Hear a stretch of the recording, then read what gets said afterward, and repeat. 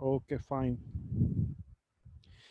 अच्छा जी, आज हमारी लास्ट क्लास है और आज हम सीखेंगे रिस्क मैनेजमेंट। स्टार्ट करते हैं।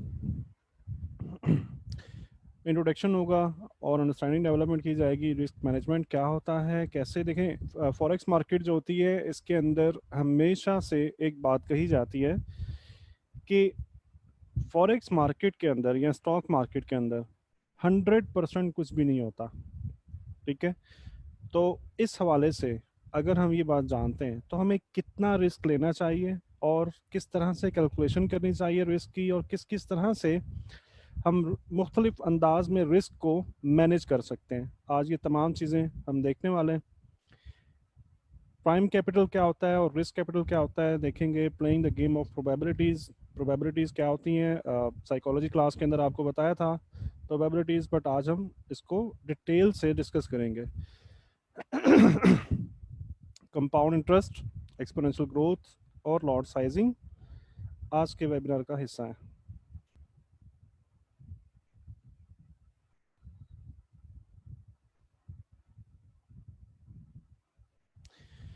अच्छा जी, आम तौर पे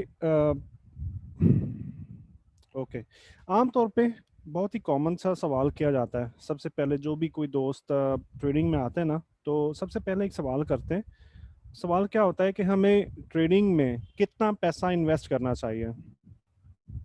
बहुत ही कॉमन सा क्वेश्चन है, नॉर्मली पूछा जा रहा होता है कि ट्रेडिंग में हमें कितना पैसा इन्वेस्ट करना चाहिए।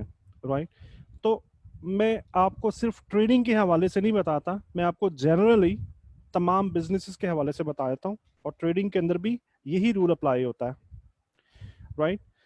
आपका जो कैपिटल होता है ना, इसको नॉर्मली दो कैटेगरीज के अंदर डिवाइड किया जाता है। Number one, prime capital. Number two, risk capital.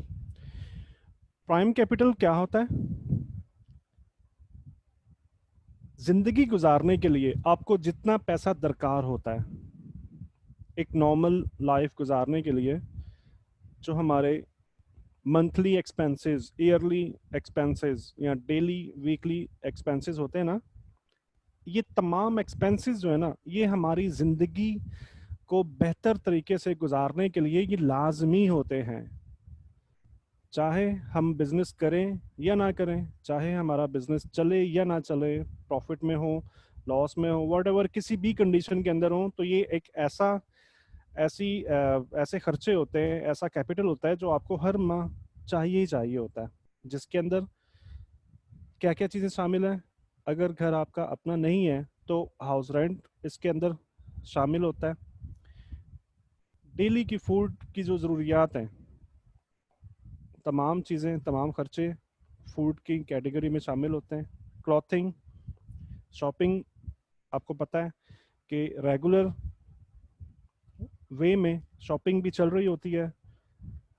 और नॉर्मली अगर बात की जाए तो अगर आदमी बहुत कम शॉपिंग करें तो बच्चों की शॉपिंग और ये तमाम चीज़ें, ये तमाम एक ऐसे एक्सपेंसेस होते हैं जो आपको हर माह करने ही होते हैं। हर माह नहीं करेंगे तो दूसरे माह कर लेंगे, दूसरे माह नहीं करेंगे तो तीसरे माह तो लाजमी ही करना होता है। इसके अलावा हमारे यूटिलिटी बिल्स, जिसके अंदर बिजली का बिल आ जाता है, गैस का बिल आ जाता है, टेलीफोन का बिल आ जाता है। आपको पता है कि हर माह ये पैसे हमें चाहिए होते हैं। इसके अलावा एजुकेशनल एक्सपेंसेस, बच्चों के पढ़ाई का जो खर्चा होता है, इनकी ट्यूशन फीसेस, इनके स्कूल फीसेस, कॉलेज फीसेस, अगर बच्चे नहीं हैं तो छोटे भाई छोटी बहन, उनके खर्चे। एजुकेशनल एक्सपेंसेस एक ऐसा खर्चा है, एक ऐसा कैपिटल है जो हमें हर महीने ये चाहिए चाहिए होता है, दरकार होता है लाजमी तौर पे। इसके अलावा अगर कोई इमरजेंसी पड़े तो मेडिकल एक्सपेंसेस भी एक ऐसा खर्चा है जिसको आप होल्ड नहीं कर सकते।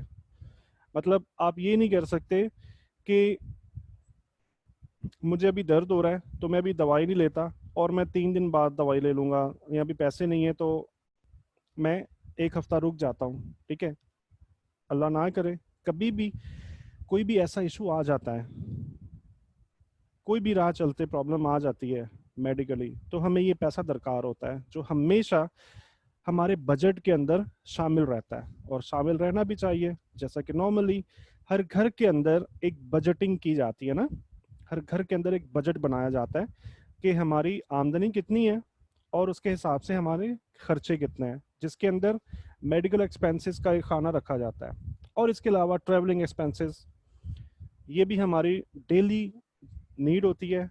डेली नीड कैसे? हमारे ऑफिस आने जाने का खर्चा, बच्चों के स्कूल की वैन का खर्चा, और इस तरह के और बहुत सारे ट्रैवलिंग एक्सपेंसेस। ये तमाम खर्चे जब आप मिलाते हो तो इट मीन्स कि ये तमाम चीजें जो है ना, ये प्राइम कैपिटल में फॉल करती हैं। ठीक है, यानी कि कुछ भी हो तो आपको इतना पैसा हर महीने चाहिए होता है, और आपको इस पे रखना होता है बजट के दौरान। बजट जब बनाते हैं तो उसमें इतना खर्चा आपको इस पे रखना होता है। ठीक है, अब मिसाल के तौर पे अगर आपकी आमदनी ज्यादा है, को आप कोई भी बिजनेस कर रहे हो और आप 2 लाख 3 लाख रुपए पर मंथ आपका प्रॉफिट है, और मिसाल के तौर पे अगर आपका घर जो है वो 1 लाख में चल जाता है, तो इसका मतलब है कि 2 लाख रुपए आपके पास इन खर्चों से जायद है। ठीक है, एक्स्ट्रा अमाउंट है, जिसको नॉर्मली हम क्या करते हैं, हम कुछ बीसीस की शक्ल में सेव करना स्टार्ट कर देते हैं। नॉर्मली जो मोहल्लों में, गली मोहल्लों में जो चल रहा होता है ना, कुछ बेसिस की शक्ल में, या फिर हम कुछ गोल्ड वगैरह बाय करके रख लेते हैं, कुछ डॉलर्स बाय करके रख लेते हैं, वो हमारी सेविंग्स होती हैं। ठीक है, मतलब क्या है, वो पैसा आपका रिस्क कैपिटल होगा। ठीक है, थोड़ा समराइज करें, ये वो पैसा है जिसके ऊपर आप रिस्क नहीं ले सकते। राइट, ये वो पैसा है जिससे आपकी लाइफ चल रही है, और अगर ये पैसा आना बंद हो जाए, अगर ये पैसा उस बजट की अमाउंट से कम हो जाए, तो आपकी या आपके घर वालों की, आपके बच्चों की लाइफ जो है वो डिस्टर्ब हो जाती है। राइट, लेकिन ये वो जो पैसा है, ये रिस्क कैपिटल जो है, ये ऐसा पैसा है कि अगर ये कैपिटल अगर डिस्टर्ब हो भी जाता है, तो आपकी नॉर्मल लाइफ में कुछ भी असरअंदाज नहीं होगा। आपकी नॉर्मल लाइफ जो है वो नॉर्मली चलती रहती है। राइट, तो हमें हमेशा ये याद रखना चाहिए, अपने तमाम प्राइम कैपिटल को साइड पे करने के बाद जो भी हमारे पास रिस्क कैपिटल बनता है, हमको ट्रेडिंग में सिर्फ उतना ही कैपिटल इन्वेस्ट करना है। राइट, और ये रिस्क कैपिटल ऐसा होता है जिसके अंदर अगर ये जाया हो भी जाए तो आपकी नॉर्मल लाइफ जो है वो डिस्टर्ब नहीं होती है। लोन्स लाइबिलिटीज जो है ये रिस्क कैपिटल में नहीं आती ये चीजें। ठीक है, इट मीन्स के इनके भी अलावा पैसा जो बचेगा वो उसके ऊपर आप रिस्क ले सकते हो। ट्रेडिंग के अंदर कुछ भी चीज 100% नहीं होती। ट्रेडिंग के अंदर हमेशा कुछ ना कुछ परसेंट हमें लॉस माइंड में रखना होता है, चाहे 1% रखें, चाहे 5% रखें, चाहे 10% लॉस का चांस हम जहन में रखें, लेकिन इतना हमको जहन में रखना होता है। राइट, तो इस वजह से हम कभी भी प्राइम कैपिटल जो है ना, वो चाहे फिजिकल स्टॉक मार्केट हो या चाहे फॉरेक्स मार्केट हो, हम प्राइम कैपिटल इन्वेस्ट नहीं करते।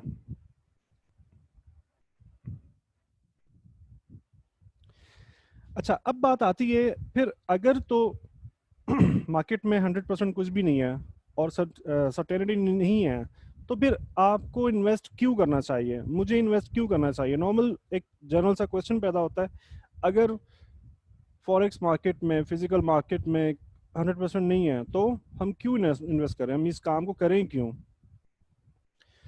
तो उसका ये सिंपल सा जवाब है कि दुनिया के अंदर कोई भी ऐसी चीज नहीं है जो सर्टेन हो, हमेशा रहे, जिसके अंदर 100% गारंटी हो। इवन हमारी लाइफ, हमारी जिंदगी हमारी ज़िंदगी की भी कोई गारंटी नहीं है, कब मौत आ जाए किसी को कुछ नहीं पता। इसके अलावा ये पूरी दुनिया हमेशा कायम रहने वाली नहीं है, कब कयामत आ जाए किसी को कुछ नहीं पता। अब आए या लेटर, कभी भी कुछ भी हो सकता है। तो इट मीन्स के तमाम चीज़ें, हमारी पूरी लाइफ रिस्क के ऊपर लगी होती है। और वैसे भी नॉर्मली आप देखो तो दुनिया में कोई भी ऐसा बिजनेस नहीं है जिसमें रिस्क इन्वॉल्व ना हो। हाँ, ये जरूर होता है कि किसी बिजनेस में रिस्क जो है वो कम होता है, किसी बिजनेस में रिस्क फैक्टर ज्यादा होता है, राइट। मिसाल मैं आपको देना चाहूंगा कार ड्राइविंग की। कार ड्राइविंग के अंदर जब आप, मिसाल के तौर पे अगर आप 20 साल से ड्राइव कर रहे हो, 20 साल से आप गाड़ी चला रहे हो, क्या आप ये कह सकते हो कि मुझसे एक्सीडेंट हो ही नहीं सकता? क्या कोई भी ड्राइवर, कोई भी बंदा ये कह सकता है? कभी भी नहीं कह सकता, राइट। अगर आप 20 साल से ड्राइव कर रहे हो, अगर आप इवन 40-50 साल से भी ड्राइविंग कर रहे हो, तब भी आप ये नहीं कह सकते कि मैं हमेशा बहुत ही अच्छी ड्राइव करता हूँ, मैं हमेशा मैं मुझसे कभी भी एक्सीडेंट नहीं हुआ, तो आइंदा भी ये इस बात की गारंटी है कि मेरे से एक्सीडेंट नहीं होगा। ठीक है।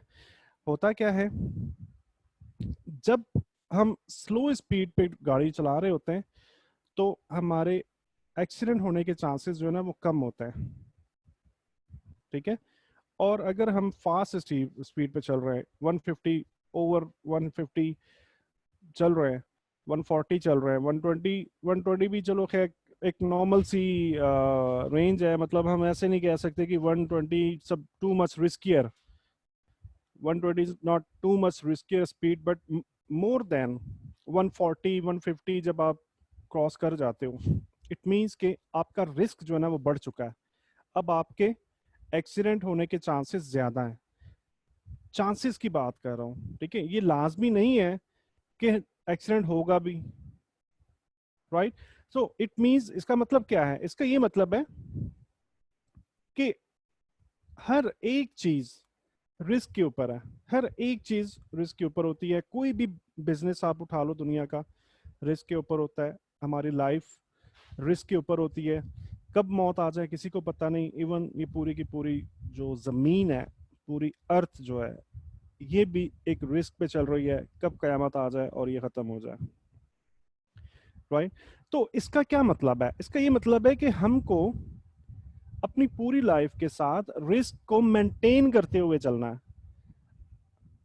ठीक है। अगर हम ये सोचते रहेंगे कि जी रिस्क है, रिस्क बहुत ज्यादा है, तो हम तो फिर कोई काम कर ही नहीं सकते।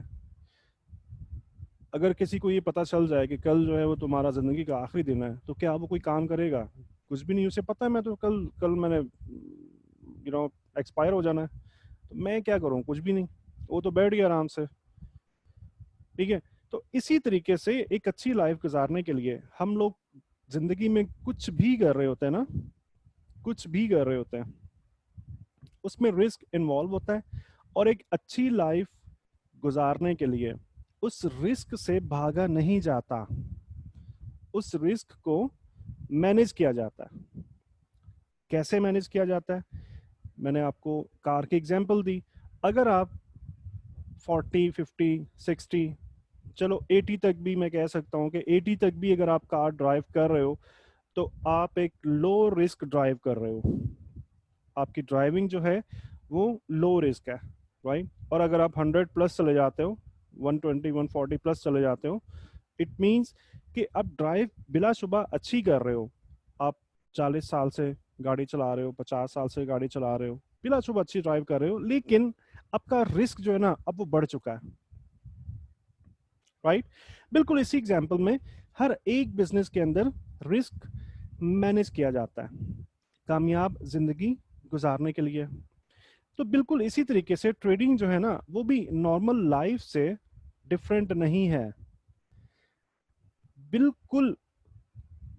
फॉरेक्स मार्केट में, स्टॉक मार्केट में, फिजिकल मार्केट में, फ्यूचर मार्केट में बिल्कुल रिस्क इन्वॉल्व है, बिल्कुल रिस्क इन्वॉल्व है, लेकिन हम क्या कर सकते हैं, हमारे इख्तियार में, देखो रिस्क को खत्म करना हमारे इख्तियार में नहीं है, रिस्क को खत्म करना हमारे इख्तियार में है ही नहीं है।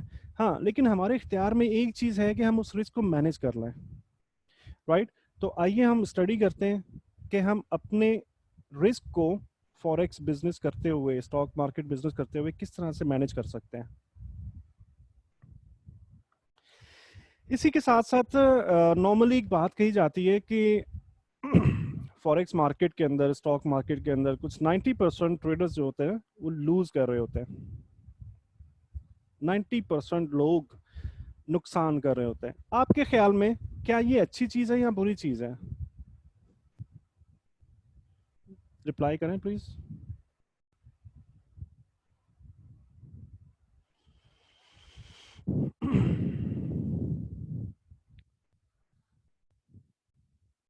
जाहिद बलोच कह रहे हैं अच्छी चीज है, बिल्कुल सही जवाब दिया जी, अच्छी चीज है। मैं आपको बताता हूं, बाकी जो दोस्त अभी सोच रहे हैं, मैं ये बताता हूं कि अच्छी है और क्यों।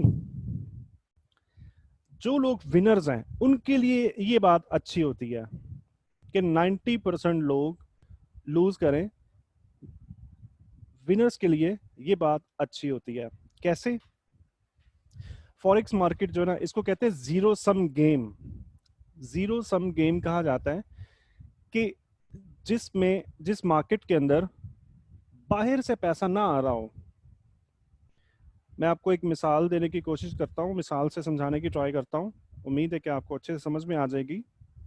नॉर्मली जैसे हमारे कुछ शादी ब्याह की इन्वायरमेंट होती है, शादी ब्याह में दोस्त कजन्स इकट्ठे होते हैं, तो नॉर्मली क्या होता है कि शादी ब्याह के दिनों में रातें जो हैं वो जाग कर गुजारी जाती हैं।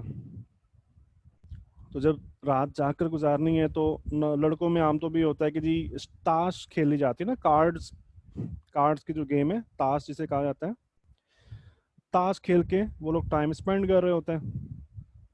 अब मिसाल के तौर पे एक रूम है जिसके अंदर 4 लोग मौजूद हैं, ठीक है, एक रूम है जिसमें 4 लोग टोटल मौजूद हैं। अब ये क्या करते हैं,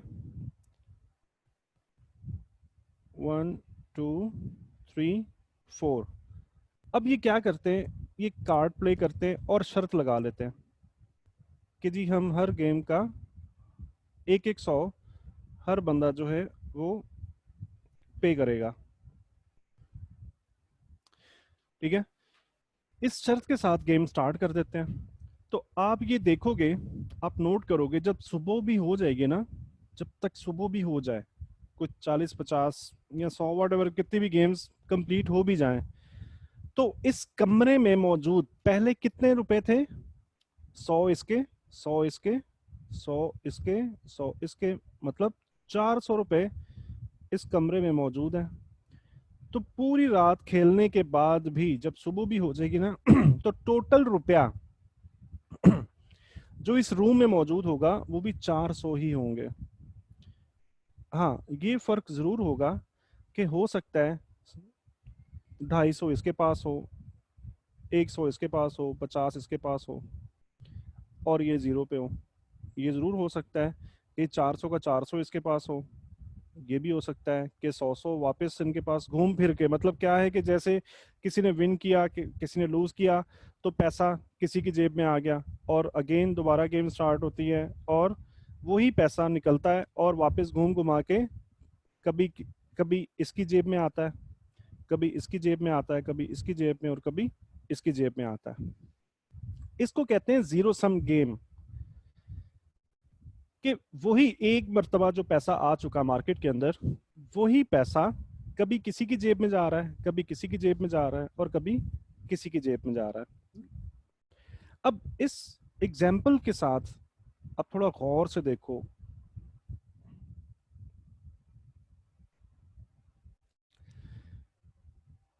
मिसाल के तौर पे अगर मैं कहता हूं कि ये बंदा जो है ये जब भी खेलता है हमेशा हार जाता है, ये जब भी कार्ड गेम खेलता है हमेशा हार जाता है, ठीक है।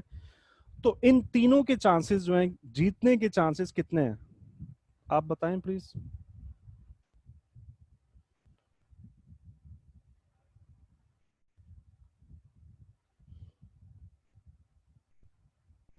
जी जाहिद बलोच 30% नहीं 33%।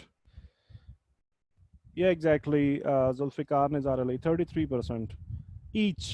इन तीनों के जीतने के चांसेस 33% है। ठीक है, अगर हम ये मान लें कि ये दो बंदे जो है, नंबर वन नंबर टू बंदे जो हैं, ये जब भी खेलते हैं ये हारते हैं, जब भी खेलते हैं ये हारते हैं, ये हारने वाले लोग हैं। ठीक है, तो इन दोनों के जीतने के चांसेस अब कितने हो गए?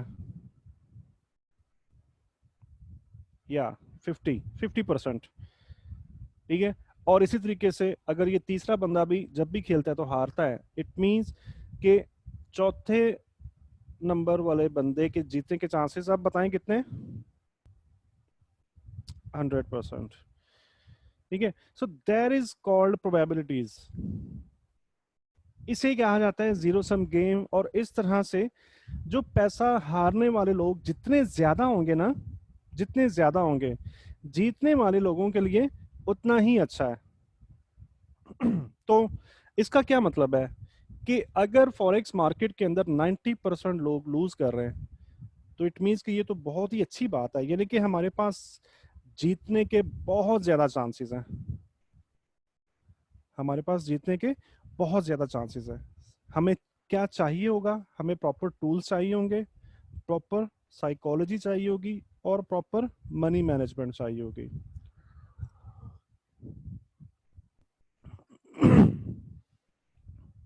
Right right? अब बात कर लेते हैं कि 90% लोग जो है वो पैसा लूज क्यों करते हैं। आपके जहन में जरूर ये सवाल उठ रहा होगा कि 90% लोग पैसा लूज क्यों करते हैं। तो इनमें अक्सरियत वो लोग होते हैं, नए ट्रेडर्स, यूट्यूब से चीज़ें उठाई, फेसबुक ग्रुप्स में से चीज़ें उठाई और मार्केट पर अप्लाई करना स्टार्ट कर दी। और इसके अलावा ये लोग ट्रेडिंग साइकोलॉजी और मनी मैनेजमेंट इनसे बिल्कुल ना वाकिफ होते हैं। 90%, जैसा कि मैंने आपको बताया था वेरी डे फर्स्ट से मैं आपको ये बताता आ रहा हूँ कि टेक्निकल्स जो होते हैं ना वो सीखना आसान होता है। टेक्निकल्स पे बहुत ज़्यादा बहुत साला साल की मेहनत दरकार नहीं होती। आप जल्दी थोड़ी सी प्रैक्टिस करने के बाद, थोड़ा सा तवज्जो ध्यान से आप प्रैक्टिस करोगे तो आप टेक्निकल्स के ऊपर महारत हासिल कर लेते हो। ठीक है, तो पीछे क्या बचता है विन करने के लिए? पीछे क्या बचता है? साइकोलॉजी और मनी मैनेजमेंट। साइकोलॉजी बहुत ही कम पढ़ाई जाती है और मनी मैनेजमेंट के बारे में कोई जानता ही नहीं है। बहुत कम लोग मनी मैनेजमेंट के, प्रॉपर मनी मैनेजमेंट के बारे में जानते हैं। हाँ, बस नॉर्मली जो लोग जानते हैं वो जिस इतना जानते हैं कि जी एसएल लगाना है, एसएल के बगैर ट्रेड नहीं करनी। बहुत अगर बहुत ज़्यादा वो करेगा ना कि मुझे बहुत पता है मार्केट के बारे में और मैं बहुत बड़ा चैंपियन हूँ, तो ऐसे बंदे को भी नॉर्मली जस्ट इतना पता होता है कि हर ट्रेड में मुझे एसएल लाजमी लगाना है। लेकिन ये बहुत कम लोग जानते हैं कि वो एसएल एक्चुअली प्लेस कहाँ पे होना चाहिए। राइट, वो एसएल कहाँ पर लगाना चाहिए और हमें हर एक ट्रेड के ऊपर कितना रिस्क लेना चाहिए। तो इन वजूहात की बिना पे 90% लोग पैसा लूज कर रहे होते हैं। कुछ ऐसे लोग होते हैं जो ट्रेडिंग साइकोलॉजी और मनी मैनेजमेंट को जानते हैं। ठीक है, लेकिन इसकी अहमियत को नहीं जानते। मतलब उनको ये तो पता है कि 90% लोग मार्केट में लूज करते हैं और विनिंग के लिए साइकोलॉजी, मनी मैनेजमेंट का पता होना चाहिए लाजमी। इसकी डे बाय डे इम्प्रूवमेंट भी लाजमी करना चाहिए। ठीक है, लेकिन वो क्या करते हैं, इसकी जो अहमियत है ना, इसकी जो इम्पोर्टेंस है उसको नहीं जानते। वो चीज़ें कलेक्ट करते हैं, चीज़ें सुनते हैं और एक कान से सुन के दूसरी कान से निकाल देते हैं। राइट, इसके अलावा जो लोग इसकी इम्पोर्टेंस को भी जानते हैं, साइकोलॉजी और मनी मैनेजमेंट की इम्पोर्टेंस को भी जानते हैं, वो फेल हो जाते हैं इसको इम्प्लीमेंट करने में, यानी कि इसको इम्प्लीमेंट कैसे करना है। अब साइकोलॉजी का लेक्चर आपने लिया तो आपको प्रैक्टिकली ये सिखाया गया कि आपने अपनी साइकोलॉजी को ठीक कैसे करना है। प्रैक्टिकली मेथड उसके अंदर बताए गए। तो ये ऐसी चीजें हैं जो साल साल की रिसर्च के बाद हासिल हुई और आपको टीच की जा रही हैं। नॉर्मली लोग इन चीजों को बिल्कुल सिरे से नहीं जानते। जो लोग जानते हैं उनको इनकी इम्पोर्टेंस का नहीं पता, उनको ये नहीं पता कि ये कितनी अहम चीजें हैं, हमें कितनी शिद्दत के साथ अपनी ट्रेडिंग के अंदर इन चीजों को इस्तेमाल करना चाहिए, राइट। और जो इसकी इम्पोर्टेंस को पहचानते भी हैं बट वो फेल हो जाते हैं इसको इम्प्लीमेंट करने में, कि इसको प्रॉपरली इन तमाम चीज़ों को इम्प्लीमेंट कैसे करना है, साइकोलॉजी इंप्रूवमेंट कैसे करनी है, मनी मनी मैनेजमेंट का बहुत नाम सुना होगा, लेकिन करना कैसे, लगाना कैसे है, कैलकुलेट कैसे करना है, अपना रिस्क जो है ना उसे कैलकुलेट कैसे करना है, राइट। तो ये तीन बड़ी वजूहात है, ये तीन बहुत बड़ी वजूहात है लूज करने की। टेक्निकल से बंदा इतनी जल्दी मार नहीं खाता। टेक्निकल्स अगर आपका एक एसएल हो भी गया ना, अगर आप दो एसएल हो भी गए तो तीसरी ट्रेड आपकी प्रॉफिट में चली जाती है। और एक और आपको एक बात बताऊं, जो मेरे एक्सपीरियंस के अंदर बात आई ना, नॉर्मली फॉरेक्स मार्केट के बारे में, फॉरेक्स मार्केट के अंदर पैसा कमाना मुश्किल नहीं है, पैसा बन जाता है। फॉरेक्स मार्केट में पैसा बनाना इजी है, मुश्किल नहीं है। हाँ, मुश्किल क्या है, उस बनाए हुए पैसे को संभालना। 90% ये जो ट्रेडर्स होते हैं ना, जो लूज कर रहे होते हैं, पैसा ये भी बनाते हैं, लेकिन क्या होता है कि बाद में पैसा बनाने के बाद, प्रॉफिट करने के बाद, ये पैसा मार्केट को वापस दे देते हैं। अब आपको सेंस आ रही होगी, थोड़ा समझ में आ रहा होगा चीजें। अगर लोग पैसा बना चुके हैं, अगर प्रॉफिट बना चुके हैं, तो कौन सी ऐसी चीज है जिसकी वजह से, जिसके लेक होने की वजह से, जिसकी कमी की वजह से लोग मार्केट को पैसा वापस दे देते हैं? वो कौन सी ऐसी चीज है? डिसिप्लिन।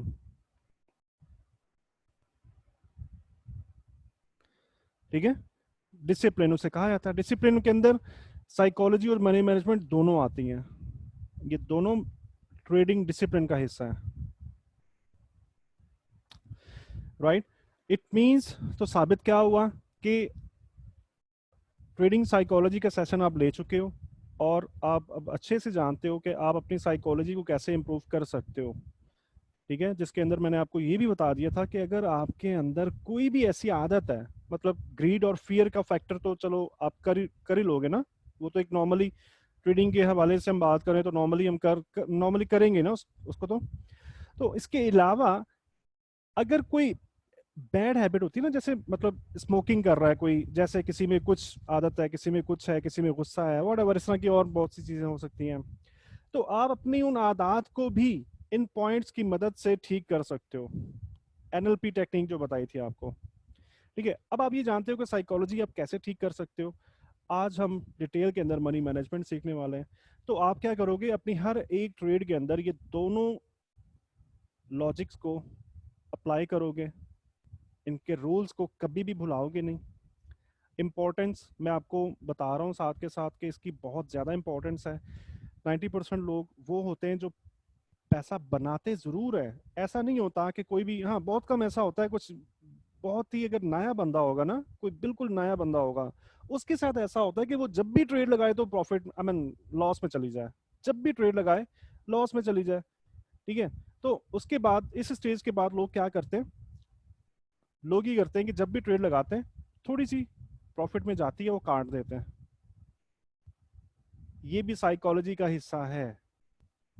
थोड़ा सा प्रॉफिट दिखा और ट्रेड बंद कर दी, टीपी भी लगा लेते हैं, एसएल भी लगा लेते हैं, लेकिन अपने टीपी तक ट्रेड को जाने के लिए वेट नहीं करते, पेशेंस की कमी होती है, राइट। तो इस तरीके से ये लोग लूज कर रहे होते हैं। इंपॉर्टेंस भी आप समझ चुके, और उसके बाद अगर जब तक आप इसको इम्प्लीमेंट करते रहेंगे इंशाल्लाह आप कामयाब रहेंगे।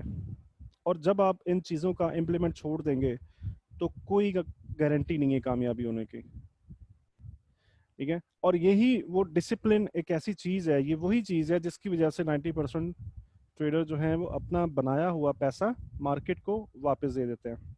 एक एग्जांपल ले लेते हैं, जैसी लिवरमोर, ये कुछ 1905 के अंदर, ये बहुत बड़े ट्रेडर थे, बहुत बड़े ट्रेडर थे। और इन्होंने बहुत सी किताबें भी लिखी हैं, लीजेंडरी ट्रेडर के नाम से इनको जाना जाता था। वॉल्यूम स्टडीज के अंदर ये पायनियर थे 1905 के अंदर, 1905 के अंदर, राइट, पायनियर थे। और बहुत सी इन्होंने बुक्स लिखी, बहुत से लोगों को इन्होंने ट्रेन किया मार्केट में ट्रेड करने के लिए। पूरी दुनिया में इनका नाम है, और आज भी अगर आप गूगल करो तो आपको जैसी लिवरमोर की पूरी स्टोरी पढ़ने को मिल जाएगी। इनका आज तक ट्रेडिंग के अंदर नाम चलता हुआ आ रहा है। अब तो खैर ये दुनिया में नहीं है, लेकिन इन्होंने बहुत बहुत एक्सट्रीम लेवल के कॉन्सेप्ट्स को मुतारिफ करवाया। वॉल्यूम स्टडीज के अंदर इनकी रिसर्च बहुत ज़्यादा थी, और इनकी ख़ास बात क्या है, 1929 के अंदर, 1929 के अंदर ग्रेट फॉल आया था यूएस मार्केट के अंदर, जिसमें यूएस मार्केट क्रैश हुई थी। इस 1929 के ग्रेट फॉल के अंदर जैसी लिवरमोर ने $100 मिलियन प्रॉफिट किया था। इसका क्या मतलब है? इसका ये मतलब है कि ये इतने बड़े ट्रेडर थे, इतने लेजेंडरी ट्रेडर थे, कि इनको ये फॉल आने से पहले पता था कि मार्केट में फॉल आने वाला है, और $100 मिलियन इन्होंने जस्ट इस एक फॉल के अंदर बनाया। और इसके बाद क्या हुआ, अपनी लाइफ के अंदर ये 2 मरतबा बैंकरप्ट हुए, 2 मरतबा बैंकरप्ट का मतलब है कि बिल्कुल अर्श से फर्श पे आ गए, बिल्कुल जीरो पे आ गए, बिल्कुल फर्श पे गिर गए। पहली मरतबा जब ये बैंकरप्ट हुए, उसके बाद दोबारा से इन्होंने आहिस्ता आहिस्ता स्टैंड अप करना स्टार्ट किया, दोबारा से ट्रेडिंग स्टार्ट की, कैपिटल इनको मिलना स्टार्ट हुआ, और इन्होंने दोबारा से कैपिटल बनाया, और उसके बाद दोबारा से बैंकरप्ट हो गए। जब ये दूसरी मरतबा बैंकरप्ट हुए ना, तो अमेरिका के एक होटल के एक रूम के अंदर इन्होंने अपने आप को गोली मार दी थी। जैसी लिवरमोर ने एक्चुअली खुदकुशी की थी। इसकी क्या वजह हो सकती है? इतना बड़ा लेजेंडरी ट्रेडर, वॉल्यूम स्टडीज के अंदर पायनियर है, बहुत सी किताबें लिखी हुई हैं, बहुत सी किताबें लिखी हुई हैं, आज भी पढ़ी जाती हैं। आप गूगल करोगे जैसी लिवरमोर के बारे में, कंप्लीट स्टोरी आपको मिल जाएगी वहां से। तो क्या वजह है कि इतना बड़ा ट्रेडर जो है वो 2 मरतबा बैंकरप्ट हुआ? That was discipline, trading psychology and money management.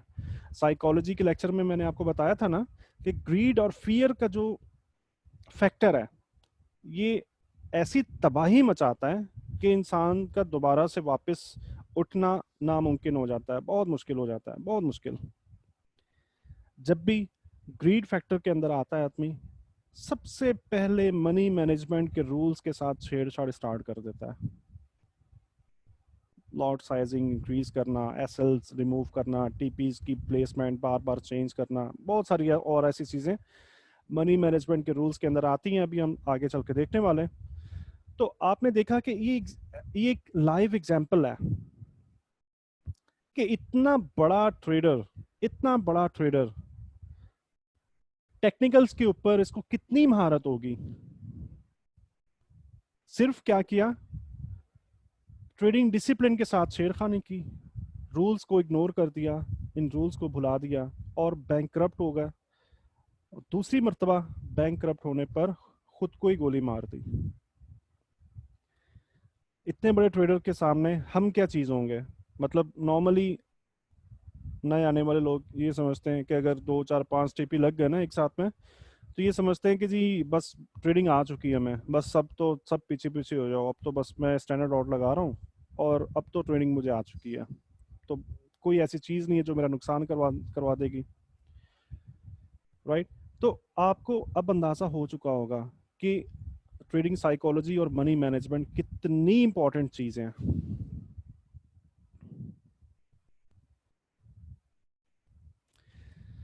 तो आप भी सब दोस्त कभी भी ट्रेडिंग साइकोलॉजी और मनी मैनेजमेंट का साथ कभी नहीं छोड़ोगे, राइट। अच्छा जी, हम शुरू से सुनते आ रहे हैं गेम ऑफ प्रोबेबिलिटीज। सबसे पहले हम ये समझ लेते हैं कि प्रोबेबिलिटीज होती क्या है। मुमकिनात इन्हें कहते हैं। गेम ऑफ प्रोबेबिलिटीज का मतलब है कि मुमकिनात का खेल। एक एग्जांपल देता हूं आपको। मिसाल के तौर पे आप अपने दोस्त के साथ शर्त लगा लेते हो, आज बारिश होगी। बारिश की आप शर्त लगा लेते हो, आसमान बिल्कुल साफ पड़ा हुआ है, कुछ भी बादल नहीं है। आपके ख्याल में आपके शर्त जीतने के इम्कान कितने हैं?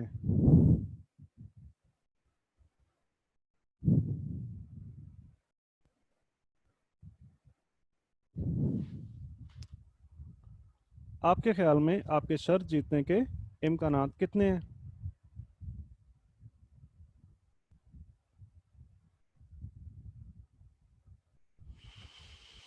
जी जाहिद बलोच 5%। मोहम्मद जफर कुरैशी जीरो। जीरो नहीं होता, जीरो नहीं कह सकते, क्योंकि कभी भी कुछ भी हो सकता है। ओके, एकदम से भी बादल आ सकते हैं। मतलब आपने कभी, ये अभी अभी भी मेरे साथ हुआ, ये पिछले वीक की बात है, मेरे साथ खुद के साथ हुआ। मुझे ये ईद के दिनों में कहीं पे जाना था, तो बारिशें हुई कराची में बहुत ज़्यादा, राइट। अब मौसम बिल्कुल क्लियर हो चुका था, बिल्कुल क्लियर, और मैंने आसमान पे देखा, मौसम क्लियर था, और मैं मिसेस के साथ बाहर निकल गया। तकरीबन कुछ 10-11 किलोमीटर का मैंने सफ़र किया होगा। एकदम से बारिश आ गई, एकदम से, मतलब बिल्कुल अनएक्सपेक्टेडली, बिल्कुल किसी की सोच में भी नहीं था कि यार बारिश हो सकती है। एकदम से बारिश आ गई, ठीक है। इट मीन्स के जीरो जो है ना वो कुछ भी नहीं हो सकता। हाँ, हम ये कह सकते हैं कि कुछ 5% चांसेस पॉसिबल है, कुछ भी हो सकता है। तो 5% तो हमें, 1% आप कह सकते हो, 2% आप कह सकते हो कि चांसेस आपको जेहन में रखने होते हैं कि हाँ, इस ऐसी शर्त के 1 या 2% चांसेस विनिंग के हो सकते हैं। आपके ख्याल में क्या ऐसी शर्त लगानी चाहिए जिसके जिसके अंदर प्रोबेबिलिटीज बहुत ही कम हो?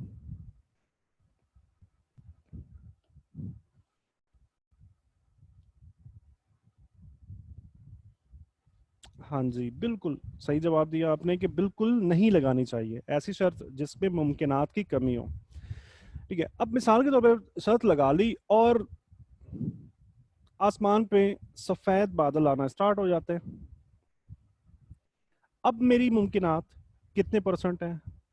पहले केस के अंदर मैं कह सकता हूँ कि 5% थी, वाइट बादल आ चुके। अब मैं कह सकता हूँ कि कुछ 25 आप लगा लो कि 25% अब मुमकिनात हैं कि मैं शर्त जीत सकता हूँ। थोड़ा सा टाइम और गुजरता है और वो सफ़ेद बादल जो है ना वो काले होना स्टार्ट हो जाते हैं। अब मुमकिनात और बढ़ गए, प्रोबेबिलिटीज और बढ़ चुकी हैं बारिश होने की। अब मैं ये कह सकता हूँ कि मैं कुछ 40% अपनी शर्त को जीत सकता हूँ। ठीक है, बादल काले होने के बाद थोड़ी देर के बाद मिट्टी की जैसे खुशबू नहीं आती, ठंडी हवा चलना शुरू हो जाती है।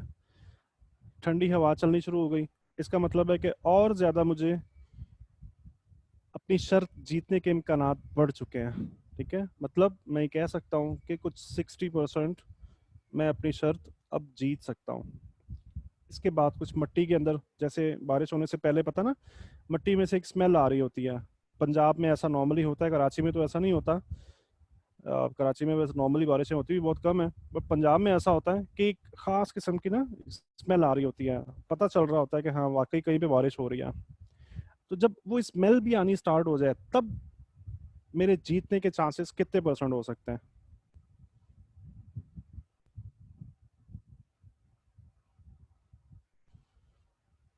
80% लगा लेते हैं। एहतिशाम अहमद कह रहे हैं 70, बिल्कुल, मतलब कुछ भी हम लगा सकते हैं, ये कोई वो नहीं है, नंबर्स की गेम नहीं है। मैंने 80 लगा दिया, 70 दोनों के ठीक है। ठीक है। अब जैसे गाड़ियां चल रही होती है ना रास्तों में, रोड पे, तो गाड़ियां आ रही हैं और वो भीगी भी हैं। पीछे से कोई भी गाड़ी आ रही है तो वो गीली हैं, सब भीगी भी गाड़ी हैं, वाइपर चलाती भी आ रही हैं। अब आपके शर्त जीतने के चांसेस जो है ना, अब 90% हो गए। लेकिन 100% आप अभी भी नहीं कह सकते कि यहाँ बारिश होगी। ठीक है, आपको ये कंफर्म हो चुका जब आपने गीली गाड़ियां भी, भीगी हुई गाड़ियां भी देख ली कि पास में बारिश हो रही है, ये कंफर्म भी हो चुका है। लेकिन फिर भी आप 100% नहीं कह सकते कि आपके यहाँ जहाँ पे आप मौजूद हो वहां पे बारिश लाजमी लाजमी होगी। So that is called probabilities, मुमकिनात, मुमकिनात का खेल है। राइट। तो हमने जो टेक्निकल चार्ट्स के अंदर स्टडी किया था ना, ट्रेंड लाइन का तीसरा टच, मूविंग एवरेजेस के टच, चैनल के अंदर जो हम ओवरसोल्ड एरियाज के अंदर जो बॉटम्स के ऊपर बाय करना, चैनल के टॉप से सेल करना, रिवर्सल्स के अंदर सपोर्ट रेजिस्टेंस, ये तमाम चीज़ें क्या है, ये हमारी ये चांसेस हैं, ये चांसेस हैं, हमारी प्रोबेबिलिटीज है ये। ठीक है। तो जितनी ज़्यादा प्रोबेबिलिटीज होंगी, हमको उस वक्त अपनी ट्रेड ओपन करनी है। ठीक है, मतलब जब शर्त जीतने की प्रोबेबिलिटीज सिर्फ 5% थी तो आपने क्या कहा था कि हमें शर्त नहीं लगानी चाहिए। बिल्कुल इसी तरीके से हमको लो प्रोबेबल ट्रेड्स भी ओपन नहीं करनी चाहिए। ओके। इवन 40%, इवन 60% भी प्रोबेबिलिटीज अगर आपके पास कलेक्ट हो गई हैं तब भी ट्रेड ओपन नहीं करनी चाहिए, जब तक, जैसा कि लास्ट क्लास के अंदर देखा, जो आपकी बस है, आप जब तक वो बस नहीं आ जाएगी उस वक्त तक आप ट्रेड में एंटर नहीं होते। क्यों, क्या वजह है? क्योंकि वो बस जो है ना हमारी, वो हाई प्रोबेबल है, कभी इम्कान है कि वो हमारी मंजिल तक हमें लेके चली जाएगी, लेकिन 100% फिर भी नहीं है। ठीक है, अब आप ये समझ चुके हैं कि प्रोबेबिलिटीज की गेम क्या होती है। अब थोड़ा बात कर लेते हैं। नॉर्मली आप गूगल करो, यूट्यूब करो, मुख्तलिफ लोगों से डिस्कशन करो, तो बहुत से लोग आपको ऐसे मिलेंगे जो आपसे ही कहेंगे कि जी मेरे पास जो सिस्टम है ये 100% वर्क करता है, 100% प्रॉफिटेबल है, मेरे पास बहुत ही अच्छी चीज़ है, मैं बहुत ही, मेरी 20 साल की रिसर्च के बाद मैंने ये चीज़ बनाई है, ये सिस्टम बनाया है, और ये 100% प्रॉफिटेबल है, और मैं आपको $99 की ये सेल करूंगा। ठीक है। तो जब भी आप कहीं पर भी ये लिखा हुआ देख लो, कोई भी बंदा आपको ऐसी बात कहे कि उसके पास कोई ऐसा सिस्टम मौजूद है जो कि 100% प्रॉफिटेबल है, तो आप सिरे से ये बात जान जाओगे कि ये झूठ बोल रहा है, कि ये बंदा झूठ बोल रहा है, क्योंकि फॉरेक्स मार्केट के अंदर 100% कुछ भी नहीं है, जस्ट गेम ऑफ प्रोबेबिलिटीज है। हाँ, वो ये कह सकता है कि इसकी एक्यूरेसी कितनी है, ये कह सकता है कि 90% प्रॉफिटेबल है, 80% प्रॉफिटेबल है, 70% है, 95% प्रॉफिटेबल है। कोई भी ये नहीं कह सकता कि उसकी बनाई हुई चीज या उसका इंडिकेटर या उसका रोबोट या वट एवर कोई भी टूल जो है वो 100% प्रॉफिट देगा। राइट। बहुत से लोग आपको ऐसे मिलेंगे जो कहेंगे जी हमने फ्लां सिस्टम जो है, सीक्रेट कोड जो है उसका क्रैक कर लिया, तो आप $99 में हमसे परचेज कर लो। बहुत सी ऐसी चीज़ें हैं। नो लॉस स्ट्रेटजी के नाम पे, स्ट्रेटजीज के ऊपर आप जब देख जाओगे तो जगह जगह पे आपको ऐसा लिखा हुआ मिलेगा, नो लॉस स्ट्रेटजी। इस स्ट्रेटजी के अंदर कभी लॉस हो ही नहीं सकता। अगर नो लॉस स्ट्रेटजी लिखा हुआ है तो इसका क्या मतलब है कि 100% प्रॉफिटेबल है, और फॉरेक्स मार्केट में 100% कुछ भी नहीं होता। तो आप जान जाओगे कि ये स्कैम है, ये बंदा ठीक नहीं है, स्कैम कर रहा है। और सुपर इंडिकेटर्स के नाम से बहुत सारी ऐसी चीज़ें आपको मिल जाती हैं, राइट। तो ये बताने का मकसद क्या है, ये दिखाने का मकसद ये है कि आपने इन ऐसे लोगों के ट्रैप के अंदर नहीं आना। चलो यहाँ तक तो हमको समझ में आ चुका कि 100% होता ही नहीं है, सिरे से होता ही नहीं है। चलो हम 1 मिनट के लिए मान भी लेते हैं कि होता है 100%, 1 मिनट के लिए हम मान लेते हैं। तो मैं आपको ये बता दूं कि फॉरेक्स मार्केट वर्क कर ही नहीं सकती है, स्टॉक मार्केट या फॉरेक्स मार्केट चलेगी नहीं, इसका सिस्टम जो है ना चलना ही बंद हो जाएगा। क्या वजह है इसकी? वजह क्या है कि अगर तो एहतशाम, सही कह रहे हो आप, बिलकेट बनना चाहिए, बट ये तो एक अलग अलग बात है ना।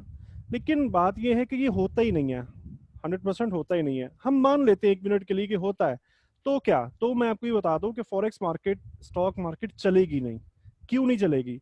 इस वजह से नहीं चलेगी कि वो जो सिस्टम है, मिसाल के तौर पे जी, वो दुनिया खरीद लेती है उसका सिस्टम, जिसको वो 100% प्रॉफिटेबल बता रहा है, और यहाँ वो ये कह रहा है कि जी मैंने फ्लां सिस्टम का कोड जो है उसको क्रैक कर लिया है, और वो सीक्रेट कोड अब मेरे पास है, तो अब आप मुझसे बाय करो। सारी दुनिया उसका सिस्टम बाय कर लेती है। किसी जगह पे आने के बाद उसका सिस्टम कहता है कि मार्केट ऊपर जाने वाली है, बाय कर लो, बाय का सिग्नल देता है। तो दुनिया क्या करेगी? बाय की ट्रेड ओपन कर लेगी, कोई सेलर होगा ही नहीं। जब सारी दुनिया बाय ओपन करके बैठ जाएगी तो सेलर कौन होगा? कोई भी नहीं। इस वजह से मार्केट मूव करेगी नहीं।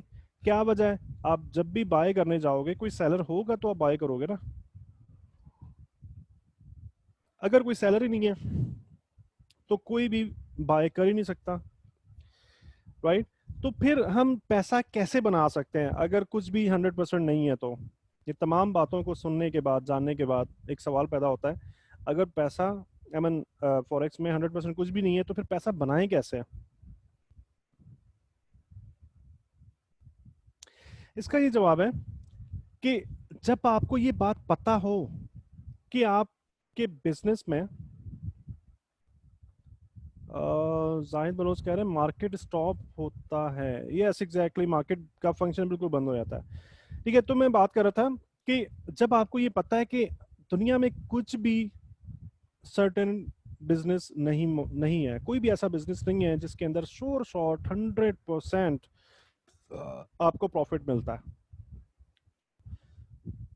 तो इस इंफॉर्मेशन के साथ आप क्या करोगे? आप ये समझोगे कि फॉरेक्स जो है गेम ऑफ प्रोबेबिलिटीज है, और इसे कैसे प्ले आउट करना है। जितनी ज्यादा प्रोबेबिलिटीज इकट्ठी हो जाएंगी, उतने ज्यादा जीतने के चांसेस इकट्ठे हो जाएंगे। जैसा कि हमने बारिश की मिसाल में देखा, जितनी ज्यादा प्रोबेबिलिटीज इकट्ठी हो जाएंगी, उतनी ज्यादा जीतने के चांसेस इकट्ठे हो जाएंगे।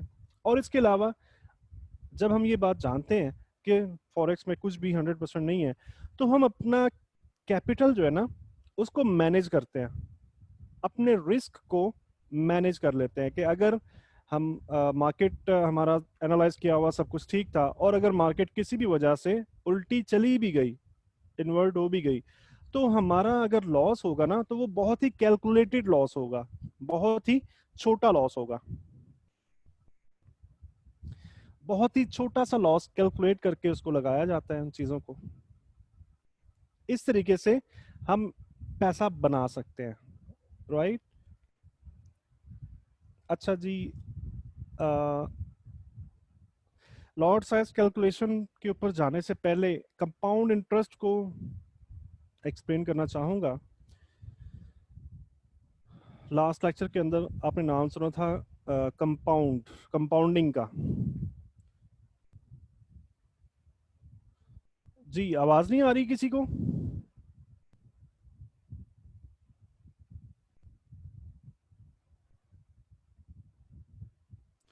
आवाज नहीं आ रही? सर जी, सर कट के आ रही है। जी, सर नहीं आ रही, कट के आ रही है। सबके पास ऐसी आ रही है। फिर नहीं टाइप सर, करके मेरे बताएं, पास तो टाइप ठीक आ करके। रही है। हाँ तो आप मोहम्मद उस्मान अपना इंटरनेट कनेक्शन चेक करें। माइक बंद कर दें प्लीज, माइक बंद कर दें। ड्यूरिंग क्लास माइक जो है वो अलाउड नहीं होते, ठीक है। तो आप अपना इंटरनेट कनेक्शन चेक करें। एल्बर्ट आइंस्टाइन ने एक थ्योरी दरियाफ्त की थी अमेरिका ने, जिस पर काम करके एटम बम बनाया था। एटम बम आप सब जानते हैं कितनी ताकतवर चीज है। सिर्फ 2 हमले हुए थे जापान में और पूरा जापान बर्बाद हो गया था। और अब एटम बम के बारे में सोच भी नहीं सकता कोई कि मैं एटम बम के साथ कभी फाइट करूं, कभी जंग करूं। इतनी बला, इतनी ज्यादा ताकतवर चीज है। और ये आम तौर पे ये माना जाता है कि दुनिया के अंदर इस वक्त सबसे ज्यादा ताकतवर चीज जो है वो एटम बम है। लेकिन अल्बर्ट आइंस्टाइन का ही ये कहना है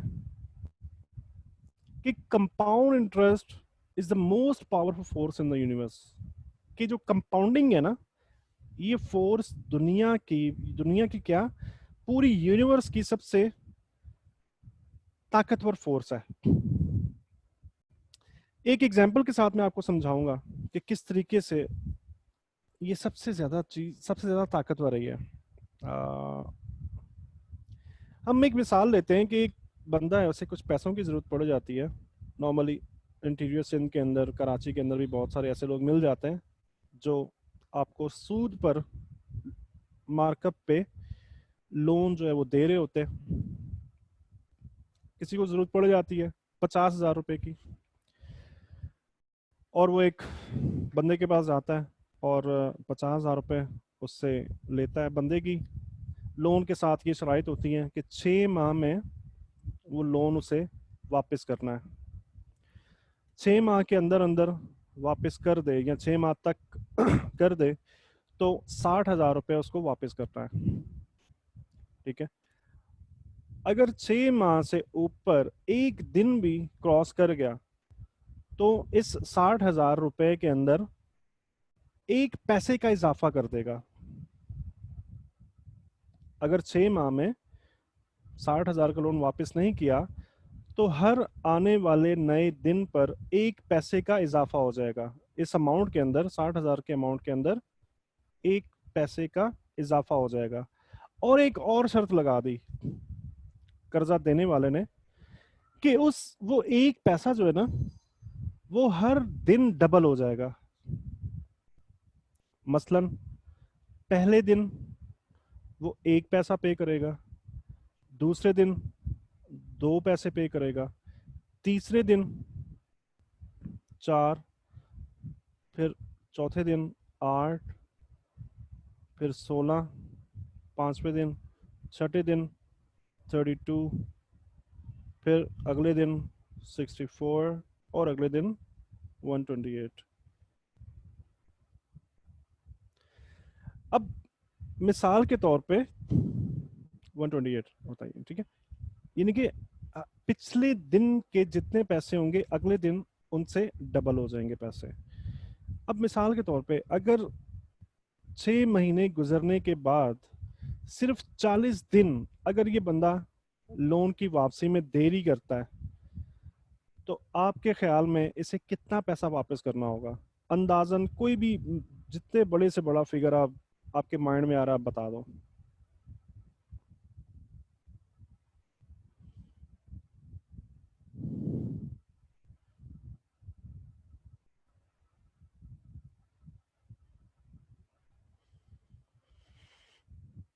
चालीसवें दिन तक अगर ये बंदा लोन की रकम वापस नहीं करता तो आपके ख्याल में कितना पैसा बन जाएगा? ये 60,000 से रकम जो स्टार्ट हुई थी, 40 दिन के बाद ये कितना पैसा बन जाएगा अंदाजन? चलें, अगर नहीं किसी को कोई भी रफ आइडिया बताएं, कुछ तो बताएं ना, कुछ भी, कोई भी फिगर टाइप कर दें, बड़ी से बड़ी जो आपके माइंड में आ रही है। तो ये मैक्सिमम मिलियंस में चला जाएगा। मिलियंस में? और कोई दोस्त? मैं आपको बताता हूं कि ये फिगर 60,000 से जो स्टार्ट हुई है, अगर सिर्फ कंपाउंडिंग की जाए, मतलब क्या है कि एक पैसे के साथ, 60,000 के साथ नहीं, एक पैसे के साथ अगर कंपाउंडिंग की जाए, दैट इज कंपाउंडिंग। हर अगले दिन में वो पैसा डबल हो रहा है, हर अगले दिन में पैसा डबल हो रहा है, हर अगले दिन में पैसा डबल हो रहा है, दैट इज कॉल्ड कंपाउंडिंग। अगर एक पैसे के साथ कंपाउंडिंग की जाए तो ये 40 दिन के अंदर कुछ 5 अरब रुपए से ज्यादा रुपए बनते हैं, 5 अरब रुपए से ज्यादा बनते हैं। पांच भी, ये भी मैं आपको एक्यूरेटली फिगर नहीं बता रहा, इससे ज्यादा बनते हैं, कम नहीं होंगे इससे। इतनी जालिम चीज है ये कंपाउंडिंग। सिर्फ 40 दिन के अंदर एक पैसे से स्टार्ट किया था। कुछ समझ में आ रहा है कितनी कितनी ज्यादा इस चीज की अहमियत है, और कितना ज्यादा एटम बम से भी इसकी ताकत ज्यादा है।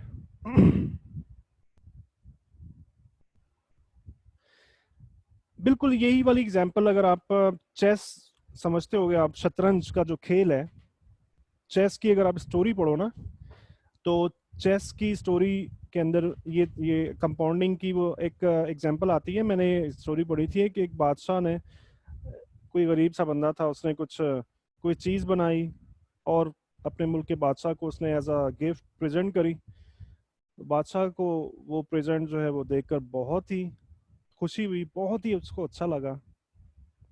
उसने उस गरीब बंदे से बोला कि आप मांगो, क्या मांगते हो, और मेरी शान के मुताबिक मांगना। जैसे था ना, बादशाह लोग होते हैं, इनकी तौहीन होती है, अगर उनसे कोई छोटी चीज मांग लो ना तो उनकी तौहीन होती है। तो उसने बहुत सोचा, सोचने के बाद उसने पता है क्या मांगा? उसने एक चावल का दाना, उस बंदे ने कहा बादशाह से कि आप मुझे सिर्फ एक चावल का दाना दो, शर्त यह है कि वो चावल का एक दाना शतरंज के बोर्ड के ऊपर आप रखोगे एक खाने में। 64 खाने होते हैं ना शतरंज के, जो खाने होते हैं 64 खाने होते हैं, वो एक दाना आप एक खाने में रखोगे, और जब दूसरे दाने पे, आई मीन दूसरे खाने में जाओगे ना, तो वो दाना डबल हो जाएगा। तीसरे खाने पे जाओगे तो पिछले खाने से डबल, यानी कि 4 दाने हो गए, अगले में 8 दाने हो गए, अगले में 16, 32, 64, 128, 256 and 512, so on and so on. बादशाह ने कहा तुम्हें इतनी छोटी सी शर्त तुमने रखी है, ये कौन सा मसला है? उसने चेस बोर्ड मंगवाया, चावल मंगवाए, और अपने आदमियों से बोला जी रखो इसके ऊपर। अब वो स्टार्ट हो गए रखना,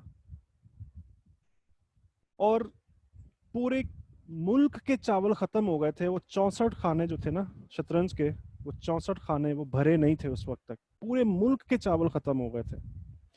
तो ये कंपाउंडिंग इतनी जालिम, इतनी जबरदस्त चीज है। जी मोहम्मद उस्मान, आपका आपने रेज हैंड किया, जल्दी जल्दी बोलें। मोहम्मद उस्मान, आप टाइप करके बता दें जो भी कहना चाहते हैं। तो हम क्या करेंगे, हम ट्रेडिंग साइकोलॉजी के लेक्चर के अंदर आपने देखा ना, I will drop fill my bucket, drop fill, कतरों के साथ मैं अपनी बकेट को भरूंगा।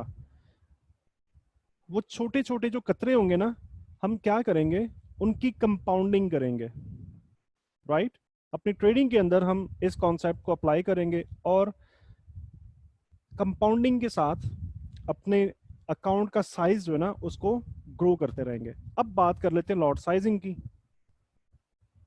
कि आप लॉट का साइज किस तरीके से कैलकुलेट कर सकते हो।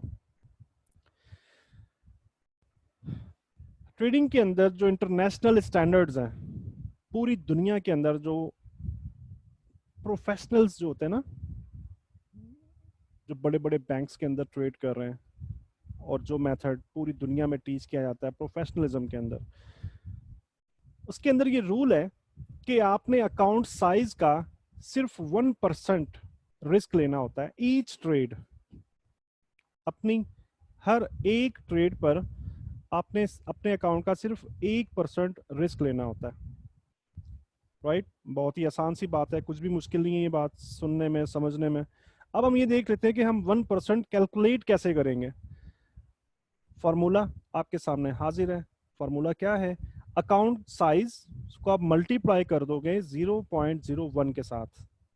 मिसाल के तौर पे, अगर अकाउंट साइज $10,000 है, तो आप इसको मल्टीप्लाई करोगे 0.01 के साथ, तो आंसर क्या आएगा? $100। ये $100 क्या कहलाएंगे? रिस्क पर ट्रेड। मतलब क्या है कि हर एक ट्रेड जो आप ओपन करने वाले हो, आप $100 से बड़ा एसएल नहीं रखोगे। यहां तक तो ये क्लियर कि हमको $100 से ज्यादा का रिस्क नहीं लेना हर एक ट्रेड के ऊपर। अब क्या करो? अब एसएल को डिफाइन करना होता है कि हमारा मेथड, हमारी स्ट्रेटजी हमें किस जगह पर एसएल लगवा रही है। मिसाल के तौर पे कुछ इस जगह पे लेवल है, अमन इतना टेढ़ा लेवल तो नहीं होता, मैं सीधा कर लेता हूँ इसको, ठीक है। ये लेवल है, मार्केट यहाँ पे मौजूद है और आप सब्र नहीं करते और आप यहाँ से सेल कर देते हो, ठीक है। आप एसएल प्लेसमेंट सोचते हो, तो एसएल ये मेथड आपको, ये सीन ये बता रहा है कि एसएल आपको यहाँ पे लगाना चाहिए, ठीक है, यहाँ पे लगाना चाहिए। तो आपने क्या करना है? क्रॉस हेयर टूल की मदद से आपने इस एसएल को यहाँ से लेके यहाँ तक आपने पिप्स को कैलकुलेट कर लेना है कि कितने पिप का ये एसएल बनता है, ठीक है। उतने पिप आप यहां पर अप्लाई कर दो। मिसाल के तौर पे अगर ये एसएल 50 पिप का बनता है, अगर ये एसएल 50 पिप का बनता है, तो आप क्या करोगे? जी मोहम्मद उस्मान, कनेक्ट, आपके इंटरनेट में प्रॉब्लम है, ठीक है। कनेक्ट होकर अनकनेक्ट हो रहा है, डिस्कनेक्ट हो रहा है, तो आपके इंटरनेट में प्रॉब्लम है। तो आप क्या करोगे?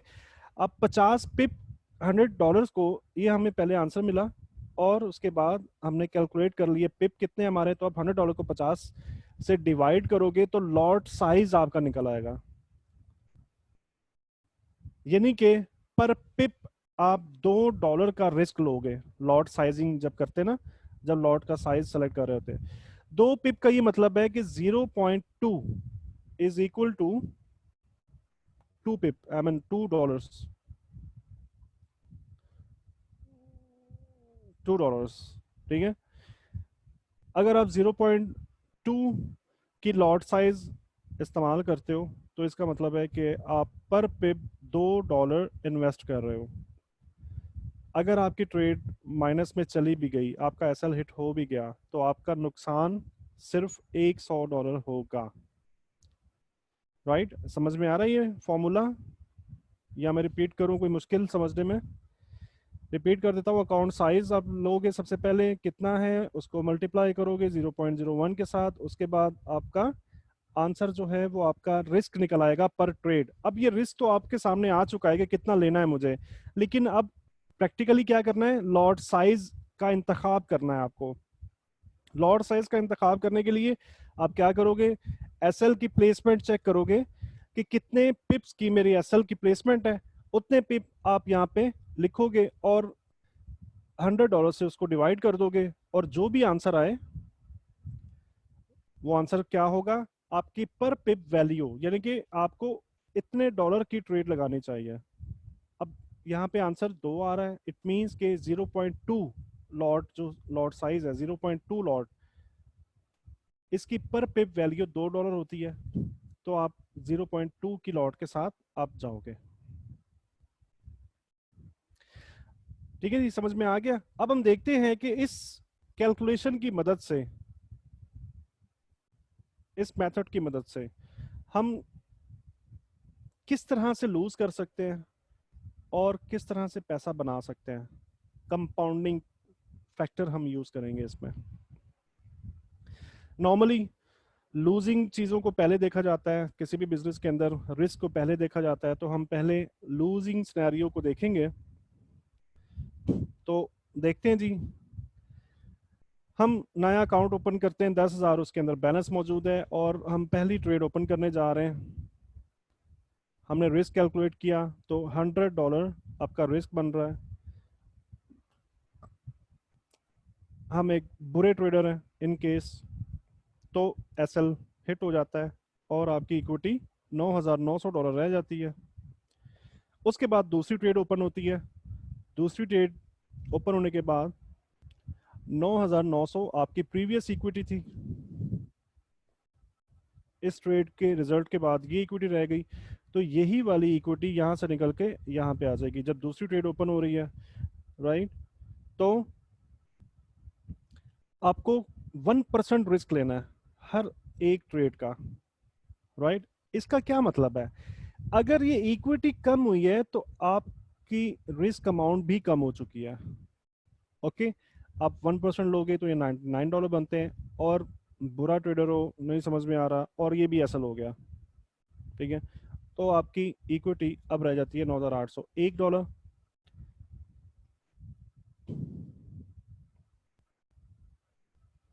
अच्छा, तीसरी ट्रेड ओपन करते हो, $9,801 से स्टार्ट करते हो, और 1% रिस्क के साथ इसका 1% रिस्क कैलकुलेट करो तो बनता है $98.01।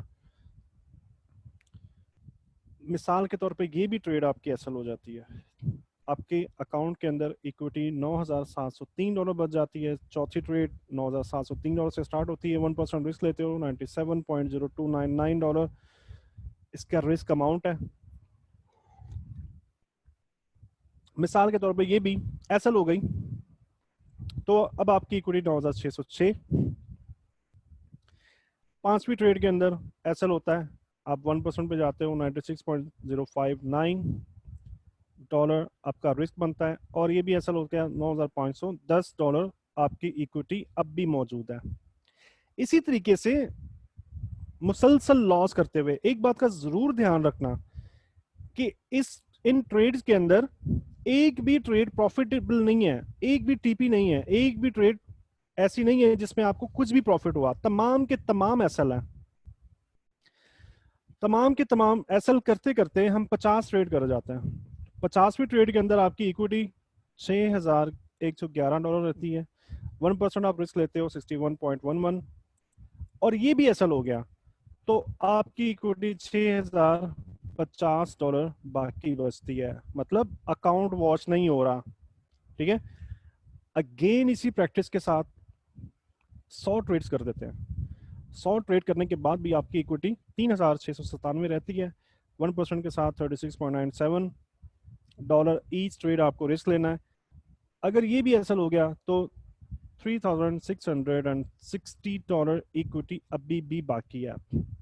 इसी तरीके से ट्रेडिंग करते जाते हो, 200 ट्रेड्स कर जाते हो, 200 ट्रेड्स कर जाते हो, फिर भी आपकी कुछ $1,353 इक्विटी रहती है। अगेन ट्रेड करते हो 1% रिस्क के साथ 13.53, और इक्विटी एसएल अगर ये भी हो गया तो उसके बाद 1340। कोई मुझे बता सकता है अंदाजे से 200 ट्रेड्स तक आपने ये देख लिया कि अकाउंट वॉश नहीं हुआ, अभी भी आप गेम का हिस्सा हो, अभी भी आप मार्केट में बैठे हुए हो, मार्केट से बाहर नहीं निकले। कितनी ऐसी ट्रेड्स हो जो कि हर ट्रेड लूजिंग ट्रेड हो, आपके ख्याल में कितनी ट्रेड्स करेंगे तो अकाउंट वॉश हो जाएगा इस कुलिये के हिसाब से?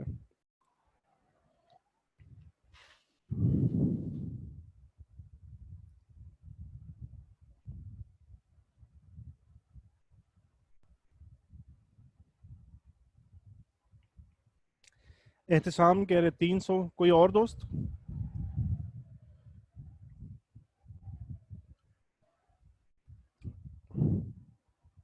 अदनान आलम कह रहे हैं 250। चलें हम देख लेते हैं। 500वीं ट्रेड, जिस इन 500 ट्रेड्स के अंदर एक भी एसएल एक भी टीपी नहीं हुआ, अगर आप 500वीं ट्रेड भी कर रहे हो ना, जब भी आपका अकाउंट वॉश नहीं होता, आपके अकाउंट के अंदर $66 इक्विटी जब अभी भी मौजूद है, ठीक है, और 1% के साथ इसका रिस्क बनता है $0.66, और इक्विटी आपके सामने रहती है, ठीक है। तो आपको ये पता चला कि एक्चुअली इसमें हो क्या रहा है, मेन पॉइंट क्या है, लॉजिक क्या है। लॉजिक ये है कि हम कंपाउंडिंग कर रहे हैं, और ये अभी लूजिंग कंपाउंडिंग की है हमने, अभी प्रॉफिट की तरफ गए नहीं है। हमने 500 ट्रेड की, और ये कंपाउंडिंग की मदद से, अब कंपाउंडिंग कैसे हो रही है, हम ये लॉट का साइज चेंज हो रहा है, हर ट्रेड पे लॉट का साइज चेंज हो रहा है, इक्विटी के हिसाब से हम 1% रिस्क ले रहे हैं और अपना लॉट का साइज चेंज कर रहे हैं। उसके बाद भी हमने ये देखा कि 500 ट्रेड कर देना जब भी हमारा अकाउंट वॉश नहीं होता। एक्चुअली कंपाउंडिंग करते हुए हमारा अकाउंट वॉश होता ही नहीं है, हमारे अकाउंट में कुछ ना कुछ बच जाता है फिर भी। क्या वजह है इसकी? उसकी ये वजह है कि जितना आपका कैपिटल रिड्यूस हो रहा है, जितनी आपकी इक्विटी रिड्यूस हो रही है, उतना रिस्क भी रिड्यूस हो रहा है। ठीक है, उतना लॉट का साइज भी छोटा होता जा रहा है, छोटा होता जा रहा है। तो आपको ये पता चला कि कंपाउंडिंग कितनी अच्छी चीज है आपके अकाउंट के लिए। अगर आप इस तरीके से कंपाउंडिंग करते हो तो आपका अकाउंट जो है वो वॉश ही नहीं होता, राइट। अब हम देखते हैं कि विनिंग सिनेरियो के अंदर कंपाउंडिंग के साथ हम किस तरह से पैसा बना सकते हैं। 10,000 के साथ हम स्टार्ट करते हैं, पहली ट्रेड लगाते हैं। 1% हम टीपी लगा रहे हैं अपनी ट्रेड का, कैपिटल का सिर्फ 1%। पहले हम क्या कर रहे थे, 1% पे एसएल ले रहे थे। ठीक है, रिस्क एंड रिवार्ड रेशो मैंने आपको बता चुका हूँ पिछले सेशंस के अंदर कि कुछ स्ट्रेटजीज ऐसी होती हैं जो आपको 1:3 की रेशो दे रही होती हैं, कुछ स्ट्रेटजीज 1:5 की रेशो भी दे रही होती हैं। और अगर आप फंडामेंटल या बड़े टाइम फ्रेम पे जाते हो तो बड़े टाइम फ्रेम पे आपको 1:10 की रेशो भी मिल रही होती है। ठीक है, मतलब क्या है कि अगर आप $100 रिस्क ले रहे हो तो प्रॉफिट होने के बाद आपको $1,000 का प्रॉफिट होगा। इसका मतलब है कि ये रेशो क्या बनती है, 1:10। ठीक है, अब मैं यहां पर 1:5 की बात नहीं कर रहा, 1:10 की बात नहीं कर रहा, 1:3 की बात नहीं कर रहा, 1:2 की बात नहीं कर रहा, मैं बात कर रहा हूं 1:1 की। सिर्फ और सिर्फ 1% अगर आप अपना टीपी सेट कर लेते हो ना, अपने कैपिटल का सिर्फ 1% के ऊपर अपना टीपी सेट कर लेते हो और उसकी कंपाउंडिंग करते हो तो हम देखते हैं कि हमारा अकाउंट कहां तक जा सकता है।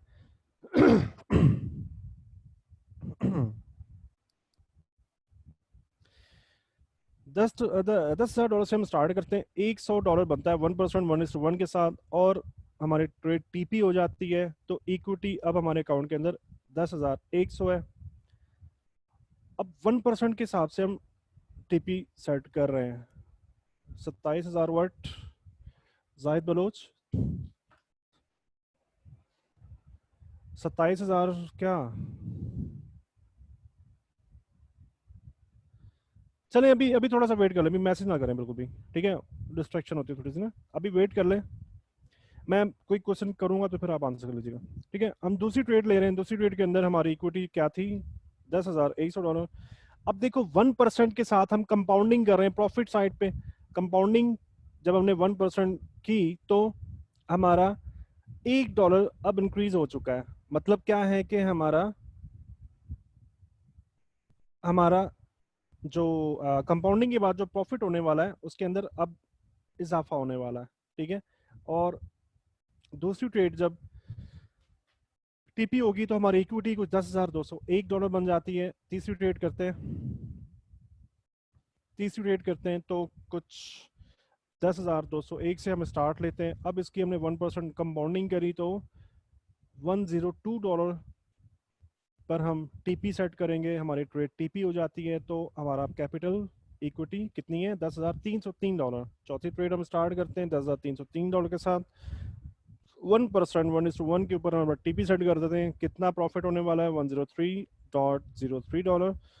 और ये ट्रेड हमारी टीपी हो जाती है। टीपी होने के बाद हमारी इक्विटी $10,406 बन जाती है। पांचवी ट्रेड हम स्टार्ट करते हैं 10,406 टोटल बैलेंस के साथ। 1% के हिसाब से कैलकुलेट करें तो $104 हमारा प्रॉफिट बनता है। हम टीपी सेट करते हैं, वहाँ पे ट्रेड एग्जीक्यूट करते हैं और वो टीपी हो जाती है। टीपी होने के बाद हमारी इक्विटी $10,510 बन जाती है। और इसी तरीके से, इसी वे से हम करते जाते हैं और 50 ट्रेडें लेते हैं। 50वीं ट्रेड तक हमारी जो टोटल बैलेंस हो जाता है वो 16,283 बैलेंस बनता है। और दोबारा से हम ट्रेडिंग करते हैं 1% गेन के साथ और हमारा टीपी हो जाता है। टीपी होने के बाद हमारा अकाउंट बैलेंस 16,446 बन जाता है। 100वीं ट्रेड करते हैं इसी वे के अंदर प्रॉफिटेबल, 100वीं ट्रेड करते हैं तो हमारा अकाउंट बैलेंस 26,780 के करीब बन जाता है। अगेन हम कंपाउंडिंग करते हुए लॉट साइज इंक्रीज करते हैं 1% के साथ, जो कि प्रॉफिट बनता है $267। हमारी ट्रेड टीपी हो जाती है तो इक्विटी $27,048 हमारी बन जाती है। और इसी वे के अंदर 200 ट्रेडें हम करते हैं, 200 ट्रेडें, तो हमारा बैलेंस देखो कहाँ चला गया, $72,436। इसी वे के अंदर हमारा 1% कैलकुलेट करोगे तो $724 बनते हैं। इक्विटी टीपी होने के बाद $73,160 बनती है। अब बताओ कोई कि अगर हम 500 ट्रेड करें तो कहाँ तक जा सकता है बैलेंस, इसी वे, इसी कंपाउंडिंग के साथ, इसी वे के साथ। जी जाहिद बलोच, अब बताएं, आप जल्दी जल्दी बता दें।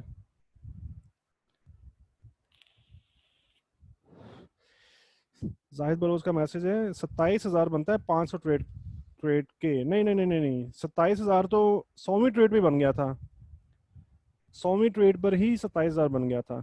ठीक है, 500 ट्रेड अगर इसी वे के अंदर हम करें सिर्फ 1% के साथ, ओनली 1%, नॉट 1:2, नॉट 1:3, तो हमारा जो टोटल बैलेंस है 1.4 मिलियन डॉलर्स बनता है, 1.43 मिलियन, राइट। तो देखा आपने, कंपाउंडिंग सिर्फ 10,000 से अकाउंट स्टार्ट किया, और अगर आप एक दिन में सिर्फ एक ट्रेड कर रहे हो, एक दिन में सिर्फ एक ट्रेड करो और वो टीपी हो जाए और 1% गेन आपको मिले, तो 500 दिन तकरीबन, कितना आप 2 साल लगा लो, छुट्टियां वुट्टियां निकाल के ना 500 दिन बनते हैं, तो सिर्फ 2 साल के अंदर ये 10,000 का अकाउंट 1.433 मिलियन डॉलर्स इसकी इक्विटी बन जाती है। सिर्फ एक ट्रेड आपकी डेली, सिर्फ एक ट्रेड।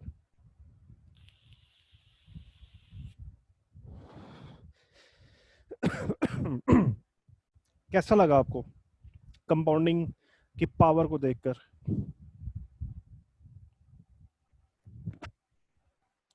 अभी ये सिर्फ 1% की बात की है, ठीक है। अगर 1:2 की आपको मिल जाए, अगर आप 1:3 की, जाहिद बोलो नहीं, 50 पिप नहीं, मैं आपको बताता हूँ कि कैसे। मतलब ये है कि अगर आपका SL 50 पिप था, SL 50 पिप था और ट्रेड आपको 1:3 रेशो के साथ मिल रही है, तो इसका मतलब है कि गेन जो है ना वो आपका 150 पिप्स होगा, 150 पिप्स। अगर आपको 1:4 की रेशो मिल रही है तो आपका जो गेन होगा वो 200 पिप्स होगा। 1:5 मिल रही है तो 250 पिप्स आपका प्रॉफिट होगा।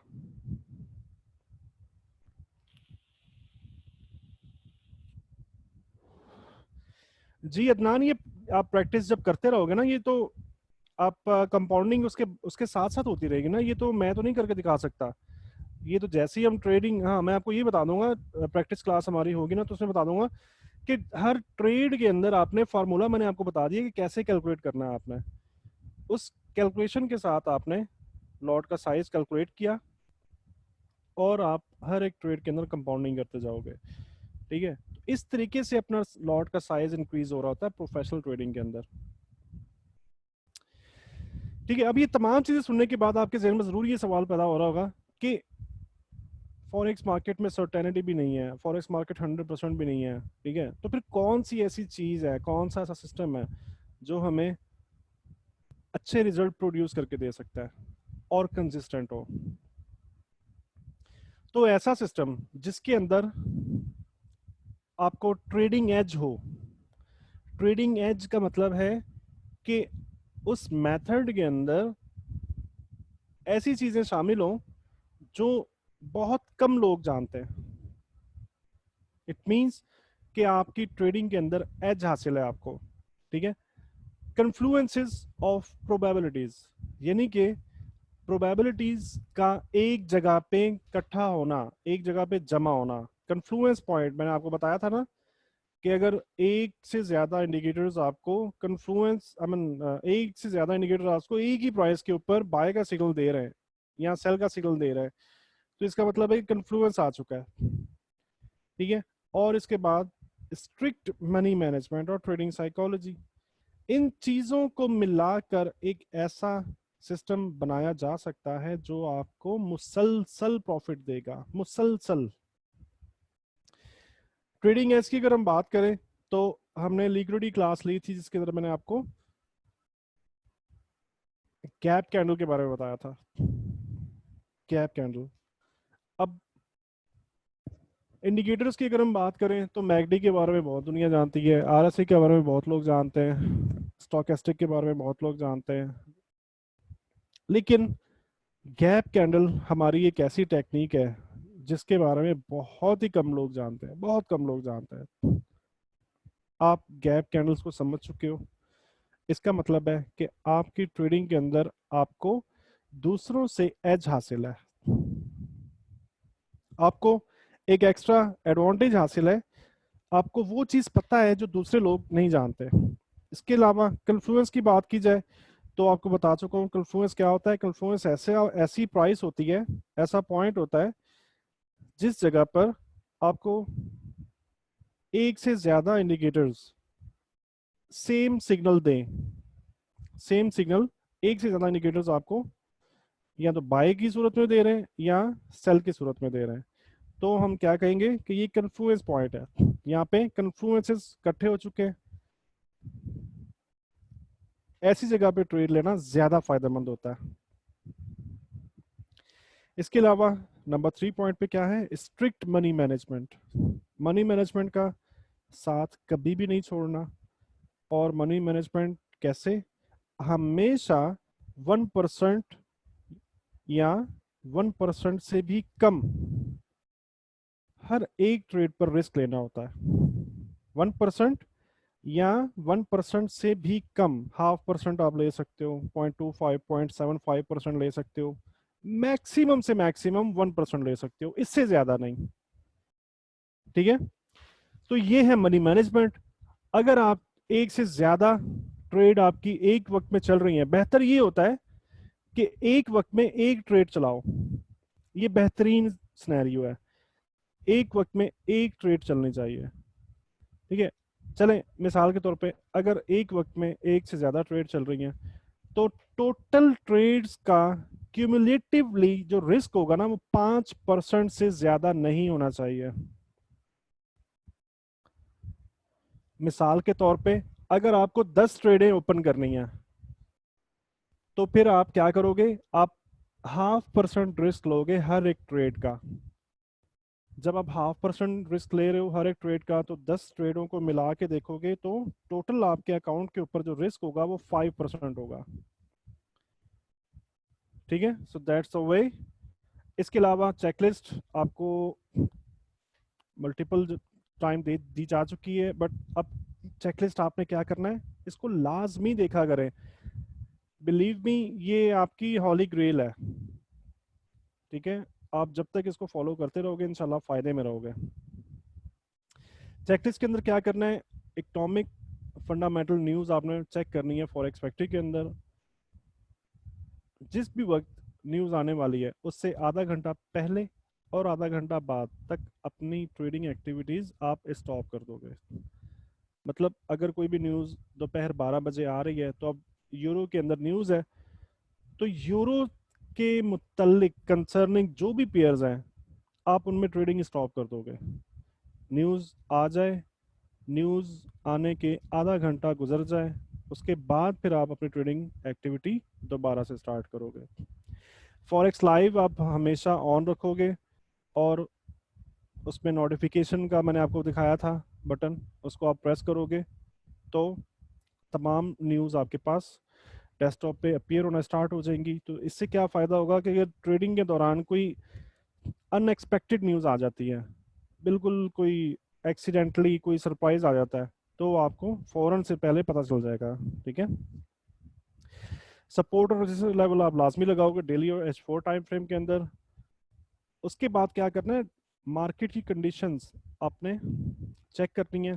मार्केट कंडीशन क्या मतलब है? हायर हाइज और हायर लोज चेक करने हैं आपने डेली टाइम फ्रेम के अंदर, H1 टाइम फ्रेम के अंदर और H4 टाइम फ्रेम के अंदर।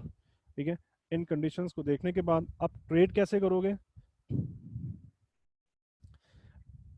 ट्रेड तीन तरीकों से कर सकते हो।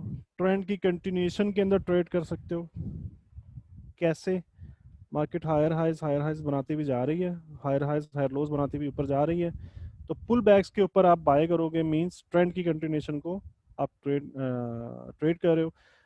ट्रेंड लाइन लगा दो, तीसरे टच को आप ट्रेड कर सकते हो। मूविंग एवरेजेस 20, 50 एंड 200 को आप अप्लाई करो और उसके बाद 20 और 50 के टच के ऊपर पुल बैक जैसे ही कंप्लीट हो उस वक्त आप मार्केट में एंटर हो सकते हो। इसके अलावा हम CCI स्ट्रेटजी, मैकडी स्ट्रेटजी, वो भी तमाम चीज़ें पढ़ चुके हैं। ट्रेंड की कंटिन्यूएशन के अंदर वो चूंकि ट्रेंडिंग मार्केट की कंडीशन में ज़्यादा अच्छा काम कर रही होती हैं, इस वजह से ट्रेंडिंग में आप उसको देखोगे। नंबर 2 पे आप क्या कर सकते हो? ट्रेंड रिवर्सल्स को देख सकते हो। ट्रेंड रिवर्सल्स कैसे ट्रेड करना है? आप सपोर्ट और रेजिस्टेंस आपने लगा लिए थे यहाँ पे, इस पॉइंट के बाद सपोर्ट और रेजिस्टेंस आपके पहले से लगे हुए हैं। मार्केट यहाँ तक रीच कर जाए और रीच करने के बाद आप रिवर्सल्स के ऊपर ट्रेड कर सकते हो। कैंडल स्टिक पैटर्न आना लाजमी है, ठीक है। और उसके बाद आप कैसे ब्रेकआउट को ट्रेड कर सकते हो? ब्रेकआउट को कैसे मार्केट, चले मैं आपको डिटेल में बताता हूँ कैसे करना है। ट्रेंड कंटिन्यूएशन को कैसे करना है, ये पॉइंट आप प्रिंट कर लो, ठीक है, प्रिंट आउट करो लाजमी, और अपनी ट्रेडिंग डेस्क के सामने वाली वॉल के ऊपर इनको लगा दो, ताकि आप बार बार इनको देखते रहोगे, आपके जहन नशीन हो जाएंगे। जितना अच्छे से आप इन चीज़ों को जहन नशीन करोगे उतनी गलती करने के इम्कानात कम हो जाएंगे, ठीक है। आपकी ट्रेडिंग के अंदर सक्सेस की प्रोबेबिलिटीज ज़्यादा से ज़्यादा होती रहेंगी। ट्रेंड कंटिन्यूएशन में कैसे ट्रेड करोगे? Price should be in between support और resistance levels, in between, okay. Support और रेजिस्टेंस लेवल के दरमियान में होनी चाहिए, पहुंची भी नहीं होनी चाहिए। मतलब ऐसे, अगर यहां तक प्राइस पहुंच चुकी है तो हम कंटिन्यूएशन को ट्रेड नहीं करेंगे, ओके।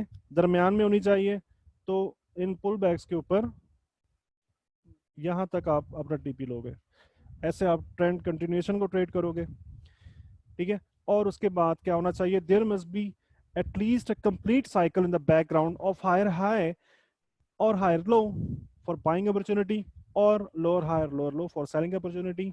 मतलब आपने अगर ट्रेंड की कंटिन्यूएशन को देख रहे हो तो उसके पीछे आपने ये कंफर्म करना है कि पीछे कंप्लीटेड साइकिल मौजूद है। ऐसा नहीं हो कि मार्केट कुछ हल्की फुल्की सी ट्रेंडिंग करे उसके बाद फौरन से रेंज में आ जाए, तो आप ये समझो कि ये कंफर्मेशन हमें लाजमी कर लेनी है कि हायर हाई और हायर लो का साइकिल मौजूद है। Always trade once a pull back retracement completed on either one, two, or all the following candlestick signals is arrived on। Pull back जो है कंप्लीट कहाँ पे होता है बताया जा चुका है आपको। ब्रेक हो या बाउंस हो, रीटेस्ट हो रहा हो सपोर्ट लेवल, मतलब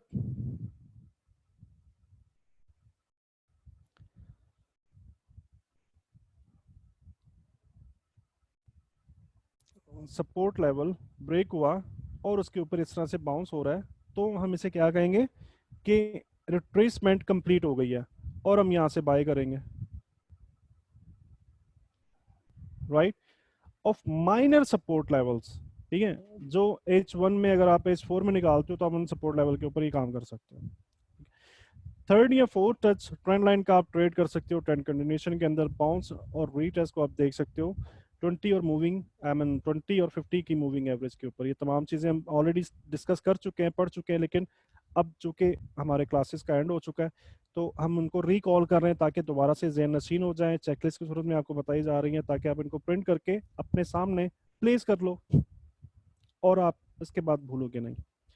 Moving averages, alignment and convergence in oscillator can be used in confirmation। Moving averages की जब हमने देखा था 20, 50 और 200 की मूविंग एवरेजेस को इस्तेमाल करके, तो उनकी अलाइनमेंट आना लाजमी है, ठीक है। ऐसा नहीं है कि वो मूविंग एवरेजेस अलाइन नहीं है तो आप टच को ट्रेड कर रहे हो, ऐसा नहीं है। अगर आप 20 और 50 मूविंग एवरेज के टेस्ट को ट्रेड कर रहे हो तो उसके लिए मूविंग एवरेज का अलाइंड रहना जरूरी है। अगर वो अलाइंड रहेगी तो ही ट्रेंड स्ट्रांग होगा। अगर वो अलाइन नहीं है तो वहां पे ट्रेंड, कोई चांस ही नहीं कि ट्रेंड स्ट्रांग होगा। ट्रेंड होगा ही नहीं, वहां पे बहुत ही वीक होगा। ठीक है। कन्वर्जेंस ऑसिलेटर्स इंडिकेटर के साथ आपको बताया जा चुका है कि कन्वर्जेंस कैसे देखी जाती है। जब market higher highs and higher lows, नया हायर हाई बना रही है तो इंडिकेटर भी नया हायर हाई बनाए, मतलब अपने हाईज को ब्रेक कर रही है पिछले, जैसा कि मार्केट इस तरह से ऊपर जा रही है। तो यहाँ पे आप देख रहे हो हाई ये था, आखिरी हाई ये था, नया हाई ये है। इसका क्या मतलब है कि मार्केट ने पिछले हाई को ब्रेक कर दिया। ओके, अब ऑसिलेटर्स के अंदर आप देखो तो यहाँ पर ऐसे नजर आ रहा होगा, मतलब पिछला हाई ये है और रीसेंट हाई ये है। तो इंडिकेटर भी क्या कर रहा है, पिछले हाई को ब्रेक करके ऊपर आ गया। मतलब क्या है कि कन्वर्जेंस है, राइट। कन्वर्जेंस हमेशा ट्रेंड कंटिन्यूएशन के अंदर इस्तेमाल होती है। Do not buy if resistance level is very too much close. मतलब क्या है, जैसा कि आपको बताया था कि दो लेवल्स के दरमियान में आपने बाय करना है या सेल करना है, व्हाटएवर जो भी सिग्नल है, दरमियान में कुछ थोड़ा सा ऊपर नीचे। अगर प्राइस यहाँ तक पहुंच चुकी है, इसका क्या मतलब है कि अब रेजिस्टेंस या सपोर्ट जो है ना, वो बहुत ही क्लोज है, प्राइस के बहुत ही करीब है, बहुत ही करीब आ चुका है और ये मार्केट को मजीद मूव करने से रोकेगा। हाँ एग्जैक्टली, सीसीआई लेवल्स। ठीक है। और don't sell if support level is to much close. अगर आप सेल कर रहे हो और सपोर्ट बहुत ही करीब है तो आपने सेल नहीं करना। अगर आप बाय कर रहे हो और रेजिस्टेंस लेवल बिल्कुल पास है, बहुत ही करीब है, तो आपने बाय नहीं करना। ट्रेंड रिवर्सल को देखते हैं। ट्रेंड रिवर्सल में क्या क्या पॉइंट देखने चाहिए। Price should be on strong support and resistance level, जो आपने पहले से मार्क किए हुए होंगे H4 डेली टाइम फ्रेम के अंदर।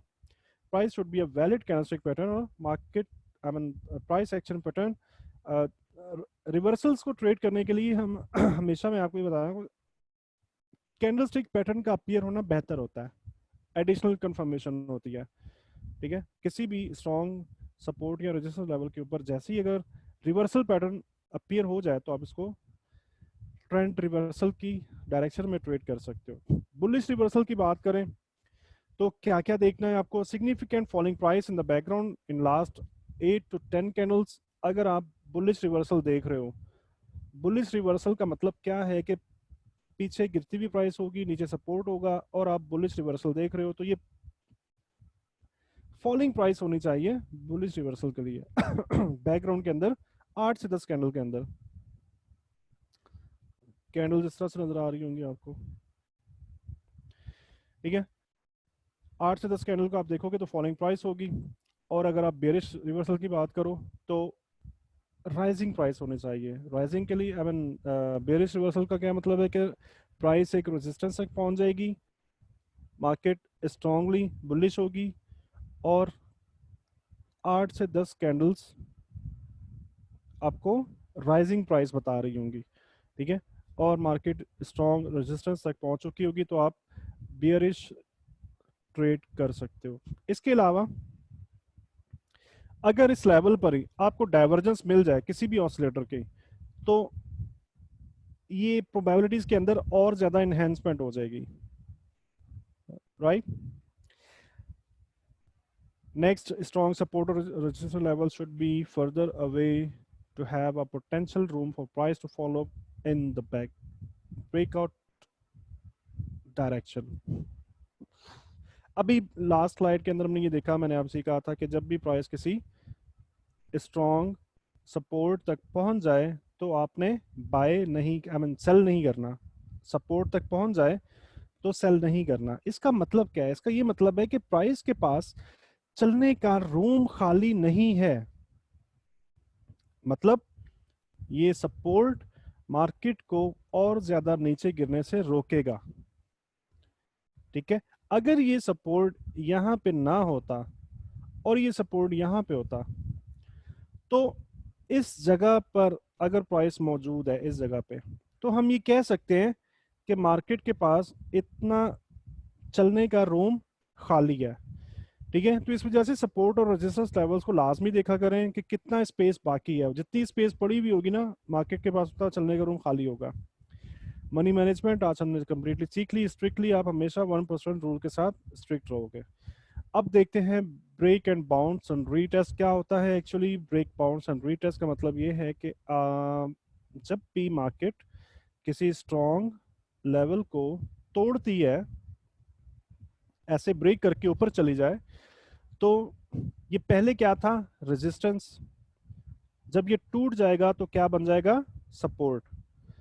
मार्केट को वेट करना है आपने, पुल बैक करे इसी लेवल से आप फर्स्ट टच के ऊपर, ये बहुत ही अच्छी कमाल की ट्रेड होती है, आप बाय करोगे। इस स्ट्रेटजी को कहते हैं break and bounce retest, right. Price should break the strong support original level. इस स्ट्रॉन्ग लेवल को इसको ब्रेक करा, इस लेवल को। जब ये ब्रेक कर रही होगी ना, यहाँ पे आपको गैप कैंडल मिल सकती है। गैप कैंडल हम पहले जैसे जानते हैं कि जिस जगह पे स्ट्रॉन्ग सपोर्ट या रेजिस्टेंस लेवल मौजूद होते हैं ना, गैप कैंडल भी वहीं पर अपीयर हो रही होती है। तो जब ये लेवल ब्रेक हो रहा होगा तो आपको यहाँ पे गैप कैंडल देखने को मिल सकती है। Next strong support resistance level should be further away to have a potential room for price to follow the in the background direction. Again, अगर आपने यहाँ पर इस जगह पर मार्केट ने गैप कैंडल बनाई और ये लेवल ब्रेक कर दिया, इसके बाद हम वेट करेंगे मार्केट रीटेस्ट करे और इस सपोर्ट को वापस आके बाउंस करे या टेस्ट करे। अब हम क्या, किस वे में जाना चाहते हैं, बाय में, बुलिश जाना चाहते हैं। इसके लिए हमको एक चीज का बस ख्याल रखना होता है। क्या ख्याल रखना है कि एक लेवल तो ये तो ओके हो गया, ये लेवल तो देख लिया कि स्ट्रॉन्ग था, ब्रेक हुआ, अब रीटेस्ट हो रहा है और हमें बाय करना है। हमें ये भी देखना होगा कि ऊपर लेवल कितना दूर मौजूद है। ठीक है, अगर तो ये ब्रेकआउट, ये आई मीन ये रिवर्सल स्ट्रॉन्ग लेवल से होगा तो मार्केट वापस आ जाएगी, एक और गैप कैंडल बनेगी और मार्केट नीचे आ जाएगी और ये ऐसे ट्रेड होगा। ठीक है, तो आपने इस जगह पर अगर आप बाय करना चाहते हो तो आपने ये भी देखना है कि ऊपर मौजूद रेजिस्टेंस जो है वो कितना दूर मौजूद है। ऐसा तो नहीं है कि वो बहुत पास है और आप जैसे बाय करो मार्केट उस रेजिस्टेंस तक रीच करे और वापस पलट के वापस आ जाए और आप कैंसल हो जाए। बस ये चीज़ का ख्याल रखना है और फंडामेंटल टाइम का ख्याल रखना है, वो हर एक टाइम पे आपको ऑलरेडी बताया जा चुका है। रिवर्सल पैटर्न आपको यहाँ मिल जाएगा जब भी बाउंस कर रही होगी। इसके अलावा अगर आपको कन्फ्लुएंस मिल जाए, ट्रेंड लाइन का टच मिल जाए, मूविंग एवरेज का टच मिल जाए तो और अच्छी बात है। स्ट्रिक्टली आप 1% अपनी हर एक ट्रेड के अंदर ये रूल फॉलो करोगे। So that was a break and bounce retest. इसका वे क्या है वो आपको कंप्लीट, आज का लेक्चर हमारा यहाँ पे खत्म होता है। कोई भी दोस्त कोई क्वेश्चन करना चाहते हैं तो यू आर मोस्ट वेलकम।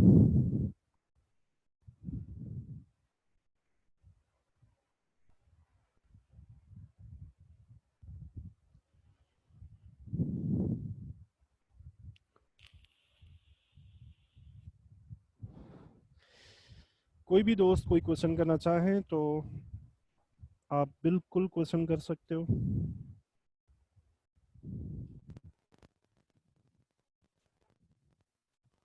अगर कोई क्वेश्चन नहीं है तो आप नो टाइप करो और हम फिर मिलेंगे इंशाल्लाह। कल हमारी लास्ट प्रैक्टिस क्लास होगी जिसके अंदर आप तमाम क्वेश्चन कर सकते हो। लेक्चर्स हमारे कंप्लीट हो गए। आपने बस क्या करना है कि तमाम चीज़ों को ध्यान से, मतलब देखें, मैं तमाम स्टूडेंट्स को एक मिसाल देता हूँ कि हम जब छोटे थे ना तो हम उस वक्त से ये सुनते आ रहे हैं कि नमाज़ पढ़ना बहुत अच्छी बात है, नेकियां मिलती हैं, सच बोलना बहुत अच्छी बात है, एंड एटसेट्रा, मुख्तलिफ ऐसी चीज़ें। लेकिन बहुत कम लोग होते हैं जो उन पर प्रैक्टिस करते हैं। हम जानते बहुत कुछ हैं, हमें पता बहुत कुछ होता है, लेकिन बात होती है अमल करने की। ठीक है, तो ये तमाम चीजें प्राइसलेस बन जाएंगी अगर आप इन पे अमल करें, और यूजलेस बन जाएंगी अगर आप इन पे अमल ना करें। ठीक है,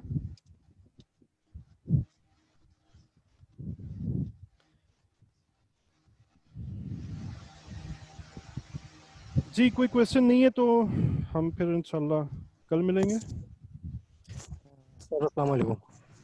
वालेकुम सलाम। सर आप 2-3 डेज से एक लेक्चर के अंदर आप एक चीज़ कंटिन्यूसली बोल रहे हैं कि किसी भी एक चीज़ के ऊपर आप रिलाई नहीं करें, लाइक मतलब कोई भी 100% दे रहा हो आप उसके ऊपर रिलाई मत करें। इंडिकेटर्स दे रहे हैं या मतलब कोई भी एक इससे सिग्नल्स दे रहे हैं तो हमको उसके ऊपर रिलाई नहीं करना चाहिए, ऐसा ही कह रहे हैं आप? कोई बंदा आपको ये कहे कि मेरा सिस्टम 100% काम करता है, ठीक है, 100% काम करता है, तब आप उस पर रिलाई ना करो, क्योंकि आप ये चीज जानते हो कि 100% मार्केट में कुछ भी नहीं होता। इस वजह से मैं कह रहा हूँ कि आप उस पर रिलाई ना करो।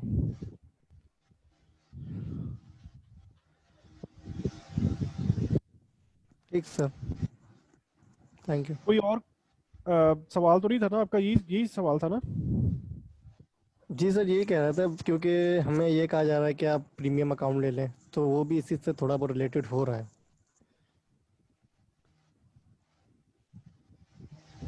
तो मेरा ये देखिए, वो एक ऑप्शन है, प्रीमियम अकाउंट एक ऑप्शन है। आप पे जबरदस्ती मुसल्लत नहीं किया जा रहा, आपको ये जबरदस्ती नहीं कहा जा रहा कि आप लाजमी लो। ठीक है, अगर आपको कोई चीज़ भी समझ में नहीं आती, देखिए मैंने कोशिश की कि आपको तमाम चीज़ें बहुत ही आसान करके बयान करूं, चीज़ों को आसानी के साथ समझाऊं, ताकि बहुत ही, अगर कोई होता ना कि चीज़ें बहुत मुश्किल से समझ में आती हैं, तो वो बंदा भी आसानी से उन चीज़ों को समझ जाए। ठीक है, तो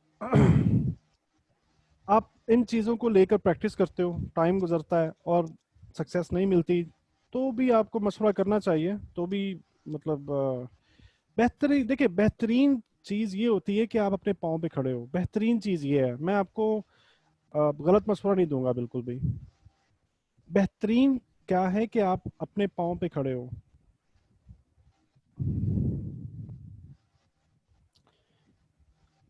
और इसी वजह से आपने ये कोर्स पाए किया, इसी वजह से आप ये तमाम चीज़ें सीख रहे हो। ठीक है,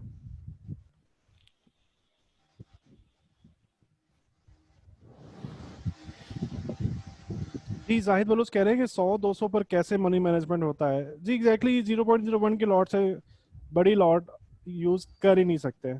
0.01 से छोटी लॉट होती नहीं है, वरना 100-200 के अकाउंट के ऊपर भी 1% के साथ जाते। बट आप 1% के साथ ही जा रहे होते हो, 100 के अकाउंट के ऊपर 0.01 से आप नीचे जा ही नहीं सकते, कोई चांस ही नहीं है। राइट, आई मीन ऊपर, सॉरी। ठीक है जाहिद बलोच,